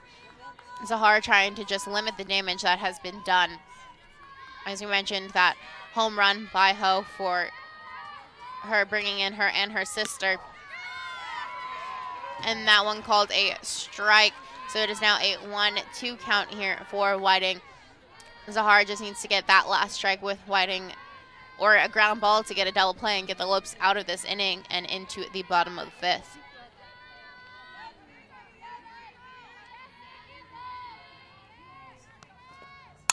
And that one ripped to right by Whiting. And that thrown to third as Moeahi looked like she was thinking about running to third but stayed at second. So the Wildcats now have a runner in scoring position in Moeahi and a runner at first in Whiting, with bringing Pesca up to bat. Pesca 0 for 2 on the night, hitting 182. Well, Gianna Nicoletti would have had to go full out for that one if she was going to be able to make that play. Probably thought better of it there, letting that one fall, and then the brilliant one-hop throw to Dietrich at third base, not allowing the runner to move up. But, oh, a tough play there. Sahar able to stay with it. Yeah, that one coming back and grounding into Sahar's leg, hoping she's okay. Going to take a second there as that one looked like it bounced pretty hard into her, looks like her knee. So coach is going to go up and everyone's going to go in and make sure she's okay before continuing this. And we've seen a few scares so far this weekend, Cheyenne. We, of course, saw Kaylee Holland on opening night with the collision at home plate with Stanford. Earlier today, unfortunately, we saw Lorianne Olson get taken off the field by the training staff. And now it doesn't appear that Sydney Sahar is going to be taken out of this game. But, of course, a rocket hit right off her leg there by Pesca. And we'll see if she gets a few warm-up tosses here. And as you mentioned, Lorianne Olson getting taken out of that New Mexico game due to a lower body injury. Hoping that she's okay, hoping that Sahar is okay here. Yeah, we had a few scary moments here in this opening weekend of softball here for the Lopes. But Sahar looks to be okay as she's doing a few warm-up pitches to make sure that she can stay in this game longer for the Lopes. Only having 82 pitches here in the top of the 5th, so she's going the distance that the Lopes really need her to, as you mentioned, in that first game against New Mexico, having Denhart and Coons pitching for the Lopes, having 3 pitchers in that game, really using their pitching staff, and now having Sahar going the distance for the Lopes as long as she can after getting hit in the leg like that is a great thing for the Lopes. It'll be interesting to see how long Coach Pearson goes with her left-hander here. Already up to 82 pitches. Still with an out to go here in the 5th. She'd have 2 more innings to go if she did go the distance in this one. I don't know what her leash is here exactly in her first collegiate outing for Coach Pearson.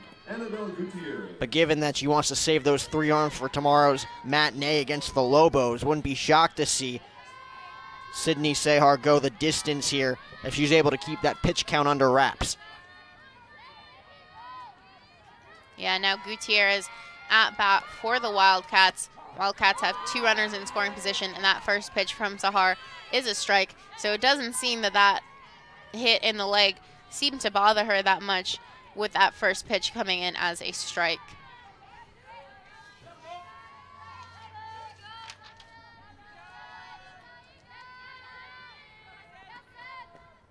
And that pitch just down and outside, so the count will come even at 1-1 here for Gutierrez. And as you mentioned, Jack, wanting to keep Sehar in as long as possible because the Lopes have already used 3 pitchers here today. So hoping Sehar can go the distance. And that one, a big swing on and a miss for Gutierrez. Her count being 1-2. As we mentioned, 2 runners in scoring position in Moyahi in third and Whiting on second, and 2 outs here in the top of the 5th.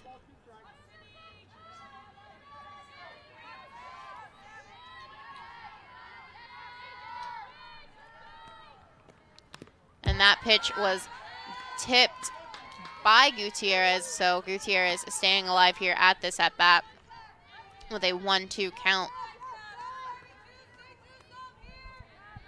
And this may be the biggest at-bat of the game for Sydney Sehar. You got 2 runners in scoring position. If you can get this final out, it's still a 4-run game with about 3 more at-bats for the Lopes. But a single here breaks it open. A 6-run deficit is hard to come back from. Absolutely, and that one, a great bunt there by Gutierrez, but it was able to be fielded to Olsen to record the 3rd out of the top of the inning. So now we go to the middle of the 5th. With all of these people visiting GCU for this tournament, do you have any ideas of where they could maybe stay, Jack? Well, I'm glad you asked, Cheyenne. If you're visiting campus this spring, why not stay at the GCU Hotel, featuring comfortable rooms, a resort-style pool, and the Canyon 49 Grill. It's the perfect place to stay when coming to Grand Canyon University. Book a room today at gcuhotel.com. And like I mentioned before that final out, was a big play in this game for Sydney Sehar to get out of this inning. She gets out of the frame with the number right in front of home plate.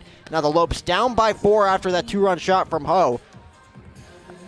Do trail now by 4, but still very much in this game, especially with 3 more at-bats left to go. The heart of the order due up. Olivia Sufelt set the lead off this inning for the Lopes. You got Sufelt, Torville, and Fifield if anybody gets on Holland. A lot of pop in the middle of this order. The Lopes are going to be just fine if they can get to Ramirez here in this 5th inning.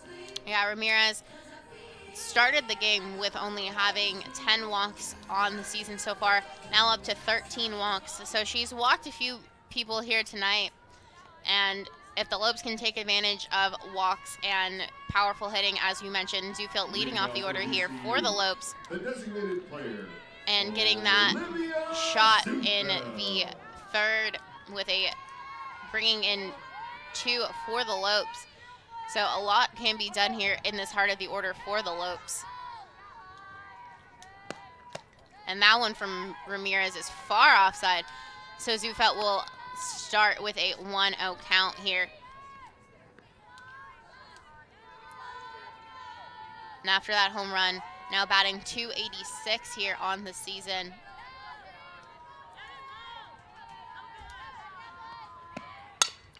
Zufelt grounds that, and a missed ball there from Moyahi. So Zufelt will be safe down at first. So the leadoff hitter is on for the Lopes, and that will bring Torville up to bat. And as we saw, Torville can be a very dangerous hitter there for the Lopes. Well, that's all you need right there if you're the Lopes offense. A little miscue there for Moe. It was going to be a tough play for Ho, gobbling that one up in the hole at short, considering the speed of Zufelt. But again, one blast here from Savannah Torville, and just like that. One, an absolutely great hit by Torville. First pitch she's thrown from Ramirez straight down the 3rd base side, good job by Pesca being able to stop that before it gets further back or into the corner. So the Lopes now have a runner in scoring position in Zufelt and a runner on first in Torville, which will bring Fifield up to bat. The Lopes having 2 on and no outs here in the bottom of the 5th. So a great way to start the 5th inning for the Lopes. We currently have Ho talking to Ramirez, just calming her down. Ramirez is near 100 pitches. Her next pitch to Fifield will be her 99th pitch of this game. So you have to wonder how long Weber State is going to keep Ramirez in here. Her getting close to 100 pitches. And that first pitch from Ramirez to Fifield is far outside. So Fifield's count will go 1-0 with 1 runner in scoring position and 1 on first.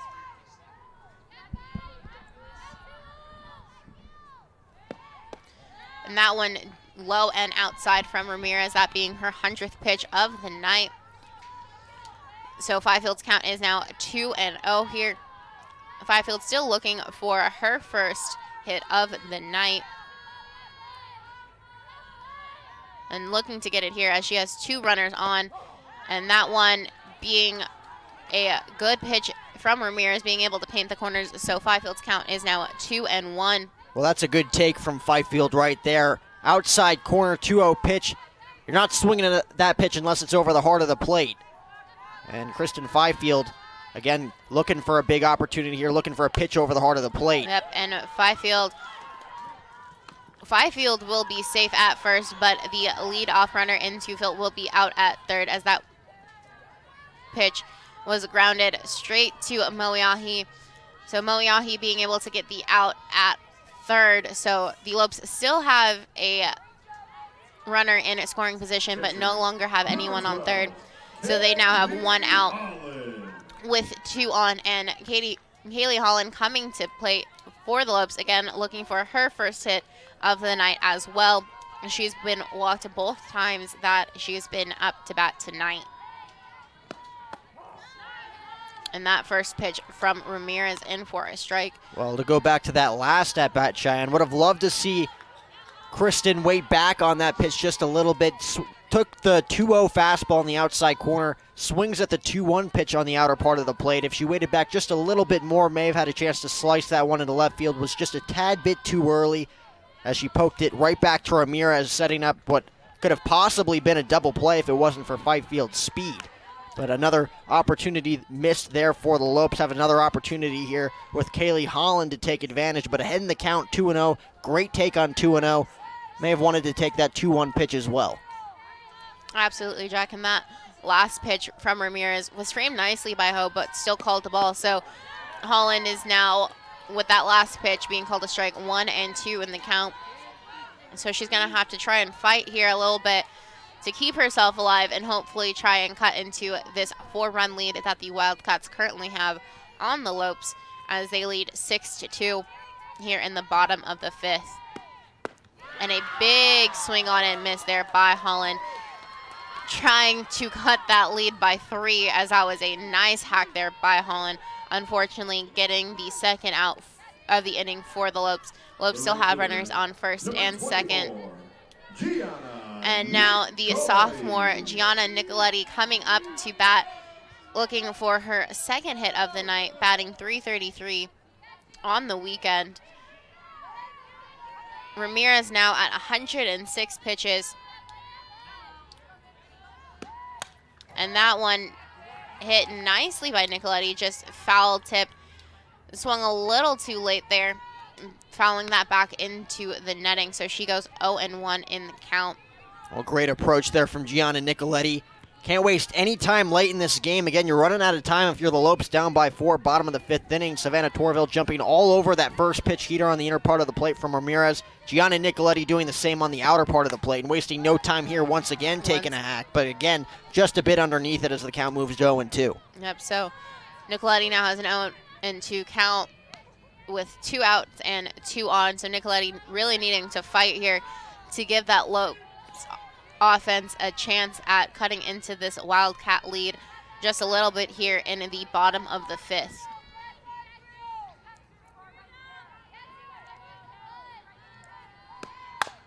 And Nicoletti grounding that one. And the runner is called out at second. So Gutierrez getting that out there at second, ending the inning for the Lopes. Lopes leading 1-on as the person at second was thrown out. So the score is Weber State 6, Grand Canyon 2, and you'll have more softball in the top of the 6th right here on GCU TV. Canyon State Credit Union, a local credit union serving the Valley for over 65 years, can assist you in buying your first home, refinancing your current home, or if you're dreaming of a retirement home. Canyon State Credit Union can provide you with a fast and affordable solution that meets your needs. Let Canyon State Credit Union run the numbers on your dream. Visit canyonstatecu.org or call 623-580-6015 for more information. Canyon State Credit Union, committed to you. We do business in accordance with the Equal Credit Opportunity Act, MLS number 410376. When my hot water heater failed, she was pregnant, in-laws were coming, a little bit of water, it rocked our world. I had no idea the amount of damage that water could do. We called USAA, and they greeted me as they always do. Sergeant Baker, how are you? They were on it. It was unbelievable. Having insurance is something everyone needs, but having USAA, that's a privilege. We're the Bakers, and we're USAA members for life. USAA. Get your insurance quote today. Welcome back inside the GCU softball stadium as we now have a new pitcher here for the Lopes. Number 2, Lexi Coons, who we saw earlier today against New Mexico and yesterday in relief for Brian Danhart against Stanford. Coons coming in today and coming in relief for Sahar as Saltern is at bat for the Wildcats, and Holland going in and just talking to Coons for a quick second as she gets ready to throw her first pitch of the inning for Coons. Saltern looking for her third hit of the night. Saltern hitting .231 here.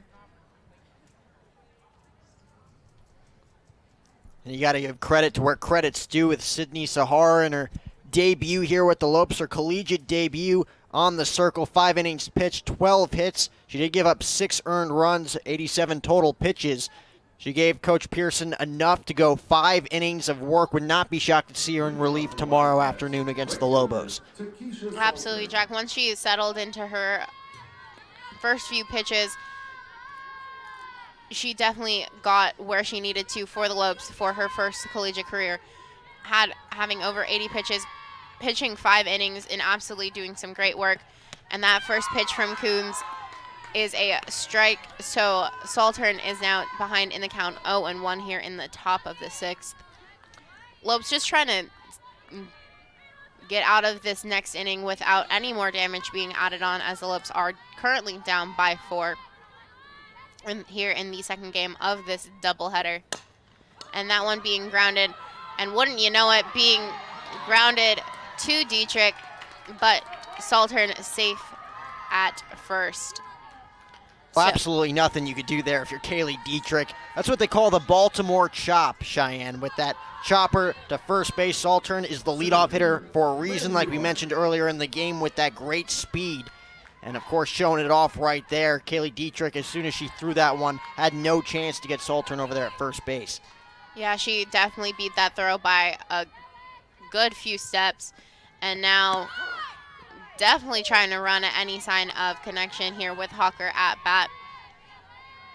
Hawker looking for her second hit of the night, hitting .143. Yeah, as you mentioned, Jack, Saltern having that speed that the Wildcats really want to have in a leadoff person. See her ready to run at any sign of connection from Hawker. And that one from Coons is delivered high, so the count now goes 1-1 for Hawker. And, of course, Lexi Coons looking to bounce back after that tough outing earlier today against the Lobos. Allowed those back-to-back home runs in that third inning that kind of opened up the floodgates for the Lobos and the Lopes pitching in that game. Really working up her pitch count in 2 innings of work after relieving Yessie Morrison. So we'll see if she can come on strong in relief here of Sydney Sahar. Trying to get out of the 6th as well as the 7th, trying to keep this a 4-run game, trying to keep the Lopes in contention here, trying to avoid going 0-5 in their first 5 games. Absolutely, and now that second pitch was in for ball number 2, so it is now a 2-1 count, and that one was called a strike as she was not able to hold back. So now Hawker's count goes to 2-2 with 1 runner on and no outs here in the top of the 6th. Yeah, as you mentioned, Jack, Coons having not the best of luck there in that game against New Mexico, getting those back-to-back home runs hit off of her. And that final strike called by home plate umpire Dale Wilson, giving the Lopes the first out that they need to help just get them out of this inning against the Wildcats. And now having Faith Ho back at bat, able to get that single her last time at bat, and then was driven in by her sister off that home run. So again, some dangerous hitters here in the heart of the Wildcats batting order. And Coons just having to keep steady. And that one fouled off over the bullpen for GCU down the third base side. And all you can do here if you're Lexi Coons is just keep pumping those strikes, because again, 1 through 7 in this order for Weber State, they all have hits. It comes down to Pesca and Gutierrez at the 8 and 9 slots in that order, both 0 for 3 tonight. But you're not going to outsmart any one of these hitters for Weber State. You got to come after them with strikes. She does again right there, and unfortunate right there. It didn't appear as if they were going to get Saltern over there at second base. Again, we mentioned that tremendous speed way ahead of that throw and way ahead of a potential tag there from Fifield over there at second base. Yeah, Torville unable to hold on to that ball, although Saltern was there before the tag, as you mentioned, with such great speed, which is why the Wildcats have her there in that leadoff spot with her stolen base there. So now a runner in scoring position for Ho, and that one coming just a little high from Coons. So now it is a 1-2 count for Ho with 1 out and a runner in scoring position here for the Wildcats. Yeah, Coons just having to be careful here with this heart of the order. As you mentioned, 1 through 7 having hits. Ho hitting 500. And that one hit popped up into left center, but caught by Caruvio. So a nice out there, sending Faith Ho out, giving the Wildcats 2 outs here, which will bring up her sister, who is batting .583. So again, another very dangerous hitter here in the heart of the order for the Wildcats. And of course, in her last at bat, Lauren Ho taking advantage. Off-speed pitch over the heart of the plate, up and in from Sydney Sahar, depositing it over the left center field wall, way out of here in Phoenix. Now she's going to go oppo here, but it looks like it's going to be Nicoletti calling off Torville for the final out. Yep, and so we now go to the middle of the third. The Wildcats leaving 1 on here in the middle of the third, Jack. And, hey, Jack, any chance you have any tips for me to stay up during these long games? Or where I can go to get something? Well, the Lopes Shop is proud to carry products from GCBC, the Grand Canyon Beverage Company. Enjoy this tasty line of coffee, tea, and energy drinks from Grand Canyon University in the comfort of your own home. Now available at lopeshop.gcu.edu/GCBC. And you should know better than anybody. You got 2 right in front of you right now. That is very true. I did get 2 GCBC coffees before the start of our first game. And you know what's even better, Jack, is you can use promo code GCUTV25 to get 25% off your order of GCBC products. Because you can never have too much coffee. And I think you're proving that right now. That is very true. Having 2 coffees at one time. Well, it has been a long day here in the GCU softball stadium. May have to go pick one up on my way out of here. But before then, we still got plenty of softball action between the Lopes and the Wildcats. Still 6-2 game, 4-run deficit for the Lopes if they can load the bases here in the bottom of the 6th. You got the 8-9-1. You got Taylor Olson, Kaylee Dietrich, Mickey Covarubio, and then, of course, you get to that heart of the order with Reed and Zuvald. You know, the pop that they got in their bats could make this game a brand new ball game just in the blink of an eye. Absolutely. the Lopes looking to get some momentum going here in the bottom of the 6th. First baseman, Taylor Olson. With Taylor Olson leading off again, still trying to look for her first hit here, hoping to get things done for the Lopes and trying to get that lead off on base here to start the the bottom of the 6th. And that pitch from Ramirez is down and outside, so it is a 1-0 count for Olson.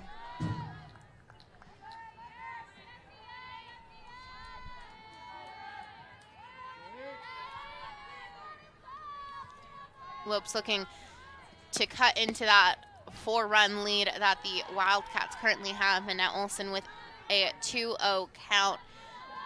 So Olson getting to be ahead in the count of Ramirez. As we mentioned, Ramirez having over 110 pitches now in this game, going through 6 innings. And that one down and low, so it is a 3-0 count here to Olson to start the bottom of the 6th. And again, you got to take no chances here if you're the Lopes. 3-0 pitch down by 4. You know Olson's not going to get the green light here, just trying to get a base runner here in the bottom third of this order against Ramirez, who, despite that 5th inning, has been locked in here for the Wildcats. And there you have it, a leadoff walk from Ramirez. So Olson still not getting her first hit of the night, but getting on base here for the Lopes and giving them that momentum that they need. And now Diedrich coming up to bat for the Lopes, also looking for her first hit of the night, as her last time at bat she was walked back in the 4th inning. So some momentum hopefully going in the way for the Lopes.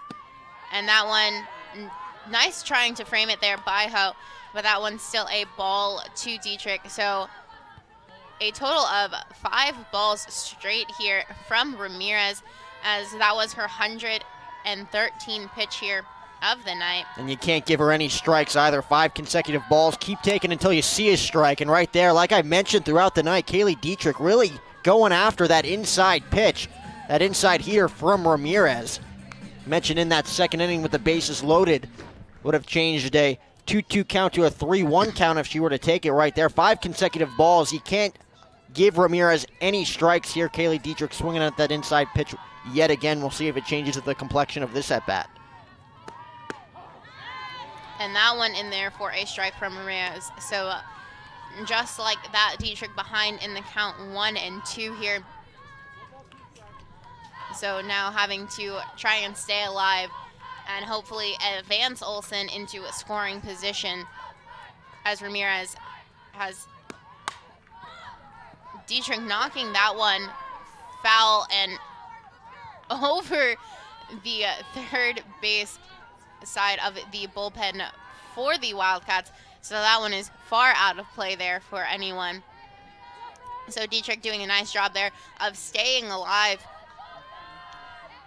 with a 1-2 count here in the bottom of the 6th with no outs for the Lopes. And Olson there on first. And that one is high and far. Unfortunately, that was caught there by Pesca to get the sacrifice fly from Diedrich, but allowing the runner to move to second. So Olson now standing in scoring position for the Lopes.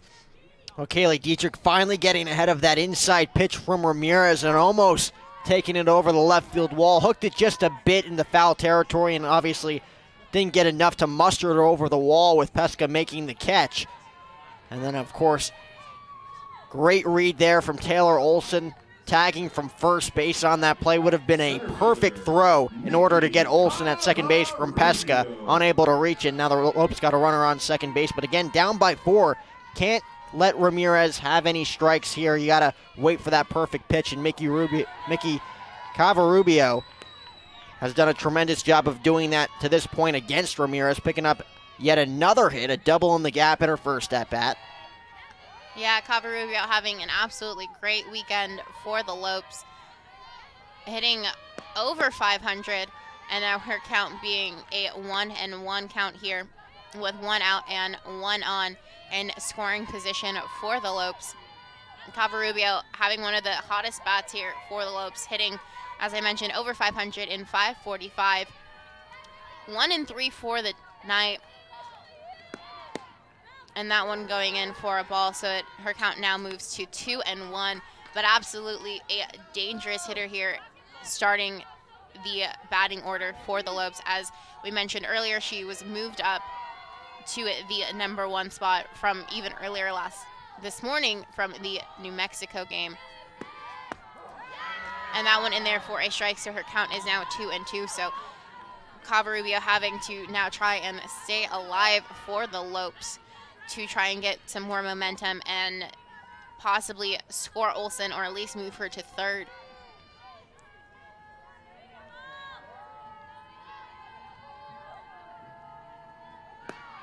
And that one from Covarubio, a high fly to left field, but caught there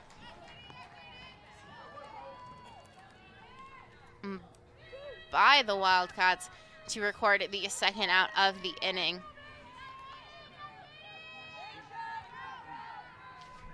And so that will then bring Reed up to bat. Reed looking for her first hit of the night. As we mentioned earlier back in the third, her trying to cut that lead in half, taking some big hacks at those pitches from Ramirez. And Reed trying to do her part for her Lopes team. And then that one just grounded straight back to Ramirez on the first pitch. Reed recording the final out for the Lopes. But Jack, you gotta love what you're seeing here from the Lopes, and you can see even more even later right here on GCU TV.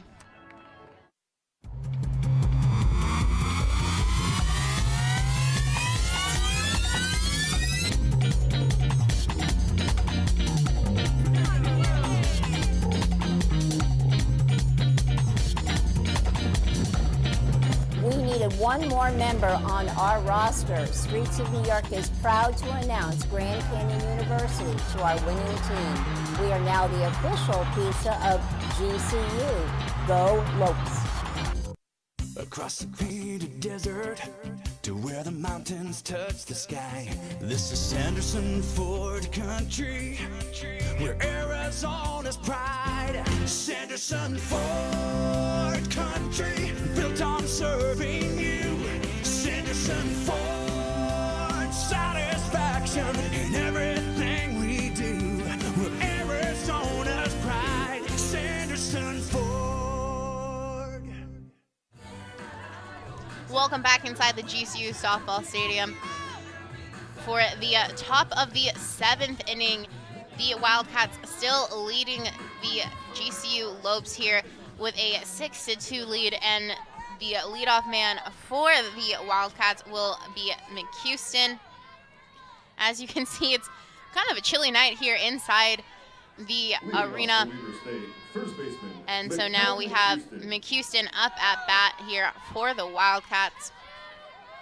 McHouston looking for her second hit of the night, getting a hit and an RBI there in the first, bringing in one of those 3 runs that the Wildcats had in the first, hitting an even 500 here tonight. And that first pitch from Coons is a ball, so her count is 1-0. And that one called a strike by home plate umpire Dale Wilson. So that now evens her count at 1-1. Coons settling in, as we mentioned, pitching earlier today against New Mexico, coming in for Sahar here in relief in this second game of our doubleheader. And that one being swung on and grounded there to Torville, and Olsen being able to stay on the bag and record the first out of the 7th. The Lopes have some work to do, being down by 4, but right now they need to work on getting these final 3 outs without any more damage is happening. Just recorded that first out here of the 7th, so 2 more outs to go as Moyahi comes up to bat here for the Wildcats. Moyahi hitting .250 and has made it safely here every time she's been at bat for the Wildcats, being 3-3. And back in the third, getting an RBI there. So Moyahi, another dangerous hitter here for the Wildcats.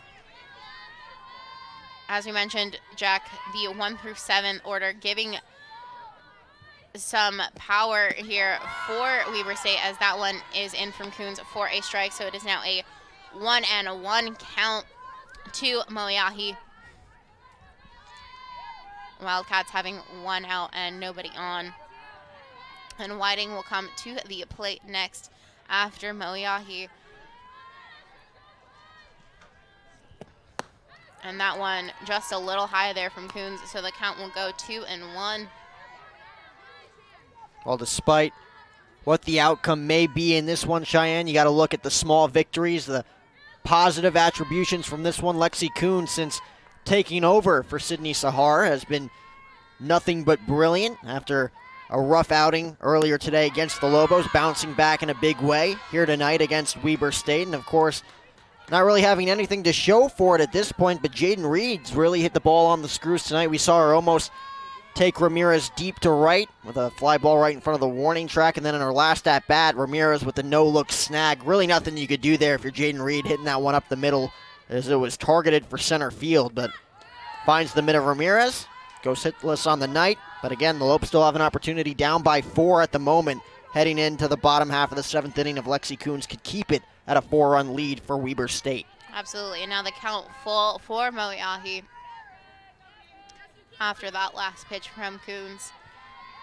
So 3-2 count. And Moyahi hits that one up the middle for a base hit. So she has now made it safely on base every time that she has faced a GCU batter here, a GCU pitcher here tonight. Has made it safely to first. And that will now bring up Whiting, who again is another dangerous hitter here for the Wildcats. And Moe going 4 for 4, making it look pretty easy. Just a simple approach, back up the middle, 3 of those 4 times, pulling one of those earlier on in this game. But Moe really staying back on her approach, really staying back on these heaters from these Lopes right-handers in this game, and just lacing it up the middle. It's textbook hitting for Moe so far here tonight in Phoenix. Absolutely, Jack, and that first pitch from Coons is upstairs, so it will be a 1-0 pitch here for Whiting, who's 1-2 on the night. Was able to get a base hit back in the 5th, her last time at bat, and in the 1st had a sacrifice fly, which allowed one of the runs to advance, and later coming around to score back in the 1st with those 3 runs that the Wildcats got back in the 1st inning. Now the Wildcats have 1 on and 1 out, with Whiting's count now being 1-1.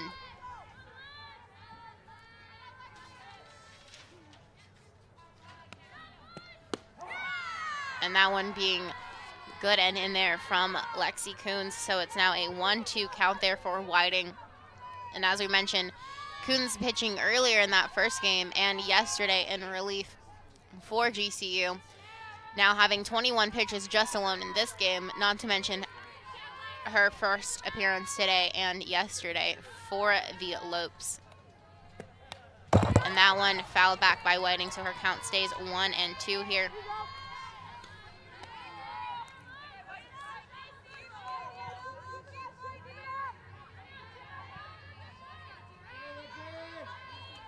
And you got to think, if you're Pesca and Gutierrez, the only 2 left out of the party so far in this lineup for Weber State. Everyone's got a hit, except for Pesca and Gutierrez, both 0 for 3 in those 8 and 9 slots. Going to get an opportunity here if Whiting can get a board here against Coons with 1 away.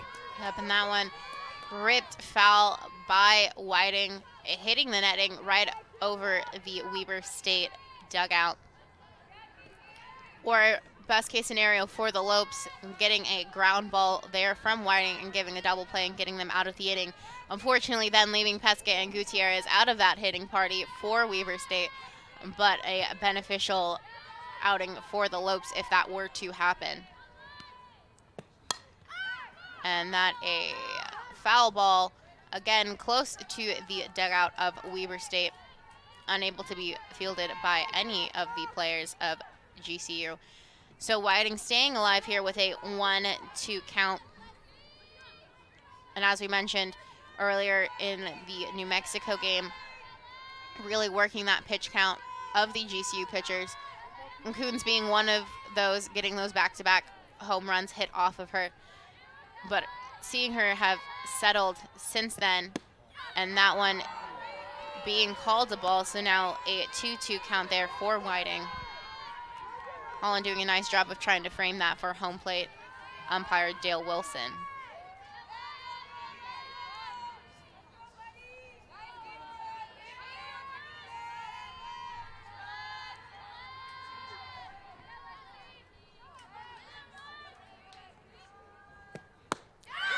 And swung on and missed there by Whiting, so giving the second out. So Pesca given the opportunity to join that hitting party, as her and Gutierrez, as you mentioned, Jack, being the only two on the batting order for Weber State to go hitless in this game.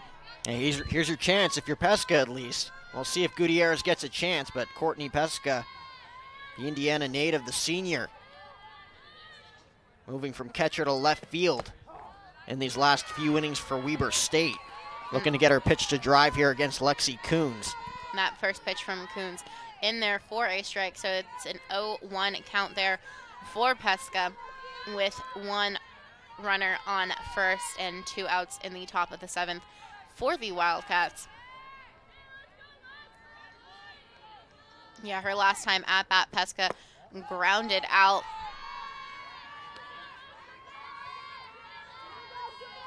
And so still looking for her first hit of the night, with a 1-1 count here.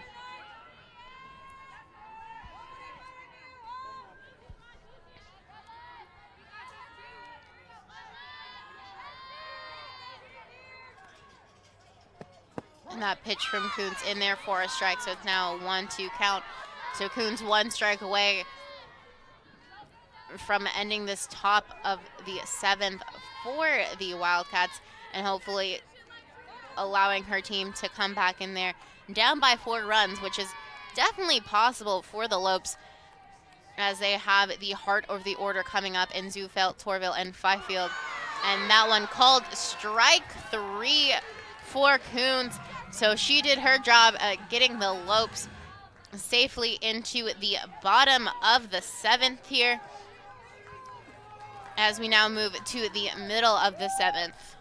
And of course, tune in to the GCU kickoff tournament all weekend long here on GCU TV. We got one more game tomorrow, Sunday matinee at 12:30 against the New Mexico Lobos. The Lopes, of course, still looking for their first victory in this tournament. Hasn't been quite the start that they've wanted this season. Of course, on opening night, coming up just a little bit short against the Stanford Cardinal, 3-0 in 8 innings. Ryan Denhart going 7 2/3 in that game. And then, of course, last night with an opportunity to beat Weber State here at home with a 5-1 victory going into the 5th inning.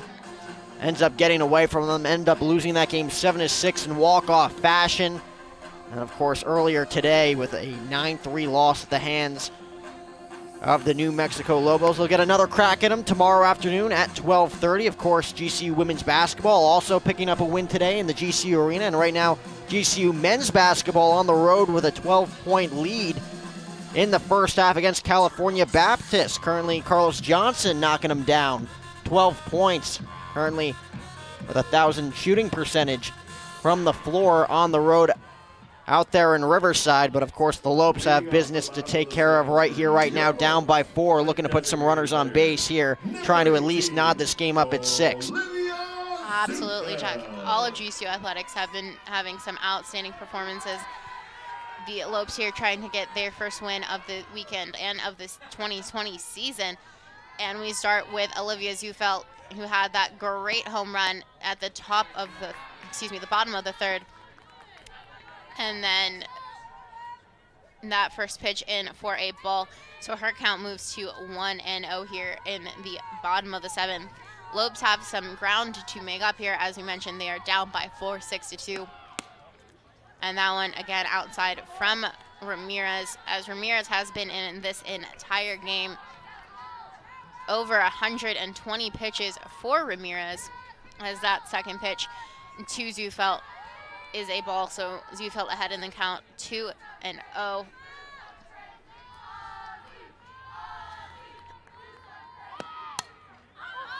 That one fouled over to the Weber State dugout. That net allowing it not to go into that dugout. As we mentioned a few times here tonight, we are very thankful to have that net going around from the third to first base side here of the GCU softball stadium. So now that gives Olivia Zufelt's count being a 2-1 count. So still ahead in the count here. And that one, a called strike for Ramirez. So now evening her count at 2-2 for Zufelt. Zufelt trying to have a lead-off person on for the Lopes to try and get that momentum started here in the bottom of the 7th. As we mentioned, the Lopes having to make up some runs here with their last 3 outs. And that called strike 3 with Zufelt looking. So that will bring up Savannah Torville, who's been a very dangerous hitter here for the Lopes, 2 for 2 on the night, and a .385 batting average. Savannah Torville. Torville being a great person to get this momentum going for the Lopes. Having a base hit her last time at bat in the 5th, and then in the 3rd being hit by a pitch. And then that first pitch to Torville in there for a ball, so she's ahead in the count 1-0 from Ramirez. I have to give credit to Ramirez being in here for the entire game so far. 1 out recorded, having only 2 more lives left for the Lopes, and Torville fouling that one off to the right field side. So her count now moves to 1-1 with 1 out here in the bottom of the 7th.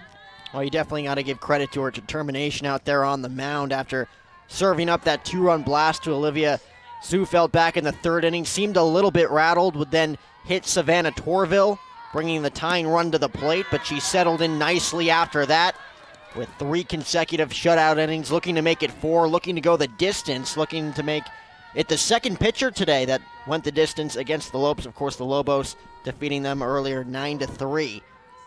Of course, right now, Savannah Torville just looking to take some healthy hacks with her team down by 4, no one on base. Just trying to find her pitch so that she can drive and add to her stat page here early on this season. Absolutely jacking down with that pitch from Ramirez. Torville's count going to 2-2.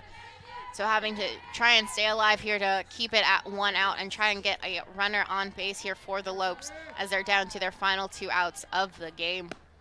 And that one, a nice good hack by Torville, bounced out foul to the left field side, so her count still remains at 2-2. Torville having some good hitting going on here tonight. She is 2 for 2 for the Lopes, as we mentioned back in the 3rd, being hit by that pitch from Ramirez after she gave up that home run to Zufelt. And a nice ground ball to the second baseman, and that is then fielded to McHouston for the 2nd out of the inning. So Lopes now down to their final out of the inning, down by 4. And this will bring Fifield up to bat, who is 0-3 on the night. And it looks like we might have a pinch hitter here for the Lopes. Pinch hitting for GCU, number 9, Brooke Cantillo. And that pinch hitter will be Brooke Cantillo for the Lopes.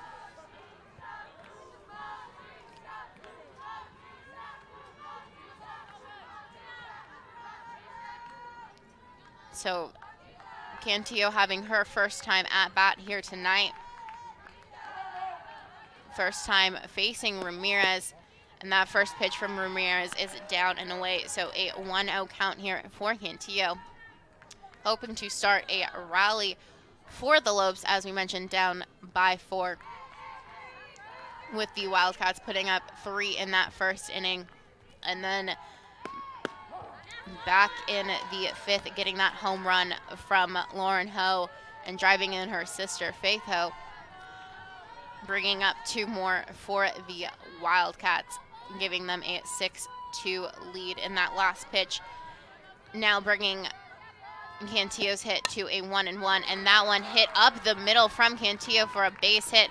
So the Lopes have a little bit of a rally with a 2-out first hit by Cantillo. So a person on base for the Lopes. And that will bring up Holland for the Lopes. And we now have a...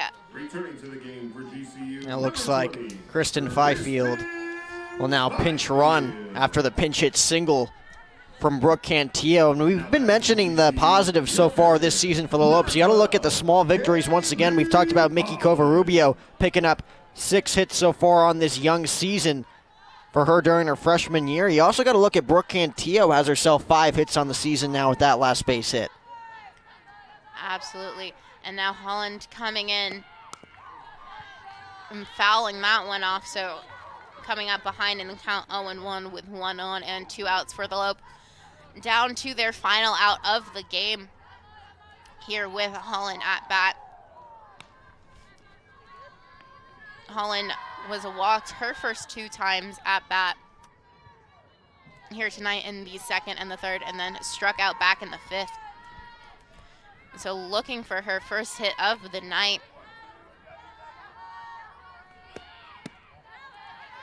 And that one was down and away, so the count comes to 1-1 here for Holland. And the big story in this game, of course, for the Lopes. Come away with 2 runs in the 3rd. You rattle Ramirez for at least the moment. But again, coming up a little bit short, leaving the bases loaded in that 2nd inning. And there is her first hit of the night. And still not over. You still got an opportunity. One more base runner brings the tying run to the plate. And again, if Gianna Nicoletti can come on, Taylor Olson could be a hero for the Lopes here on this late Saturday night. Absolutely. So now the Lopes have a runner in scoring position and 1 on first. A little bit of a 2-out rally here for the Lopes. Now with Nicoletti coming to bat for the Lopes. The right fielder, Gianna Nicoletti. Nicoletti coming up, looking to get her 2nd hit of the night, 1 and 3 on the night. And it looks like these runners on the bases will move at any sign of a hit, as they both ran after that first pitch being in to Nicoletti.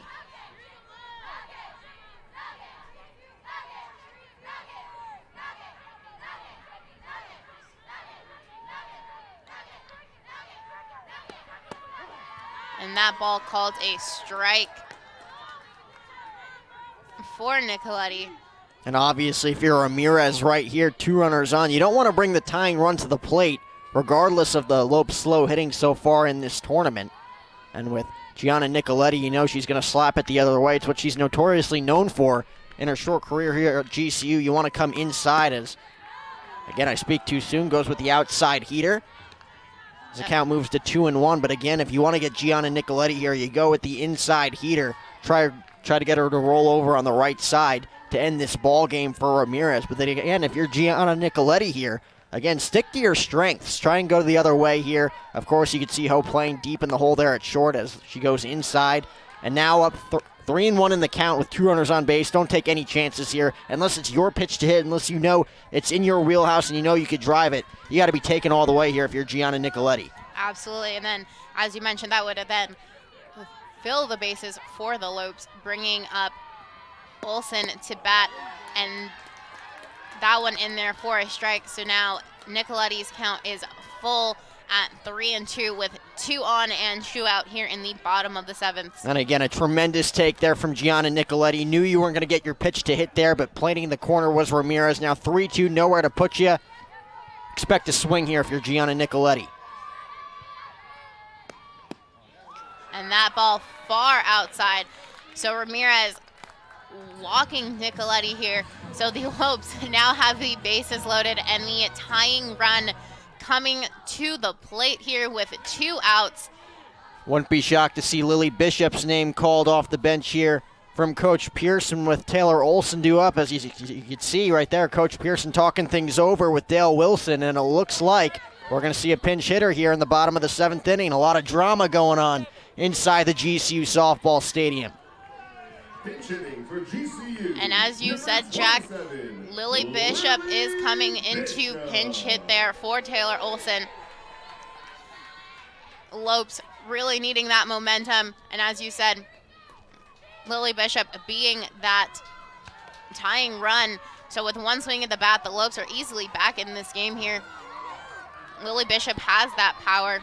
And 4 home runs a season ago. 1 swing of the bat will send this stadium into a frenzy and a brand new softball game here on this Saturday night. Ramirez pitch count is almost to 150, 145 as she goes into this at-bat with Bishop. Bases loaded for the Lopes. And that one called a strike by home plate umpire Dale Wilson. Lopes fans not too happy about that one being called a strike. So the count for Bishop now 0-1 with bases loaded and 2 outs here in the bottom of the 7th. And a big swing there by Bishop. So now an 0-2 count, the Lopes down to their final out here. Excuse me, their final strike and their final out here in the 7th. Well, I think Lily understood taking that first pitch fastball was a mistake, was not going to make the same mistake on that second pitch. Going with the off-speed was Ramirez catching her off guard. We'll see what she gets on 0-2. Goes with the fastball away. Yep, that ball just outside, so now a 1-2 count here for Bishop. And as you mentioned earlier, when in the bottom of the 3rd, the Lopes had the bases loaded, looking like they could bring it back into the game then. Ramirez trying not to walk anyone, and that being called strike 3 on Bishop. So twice the Lopes have left the bases loaded here and unable to bring those Lopes around to do anything other than that double home run there from Zufil, being the only runs scored for the Lopes here.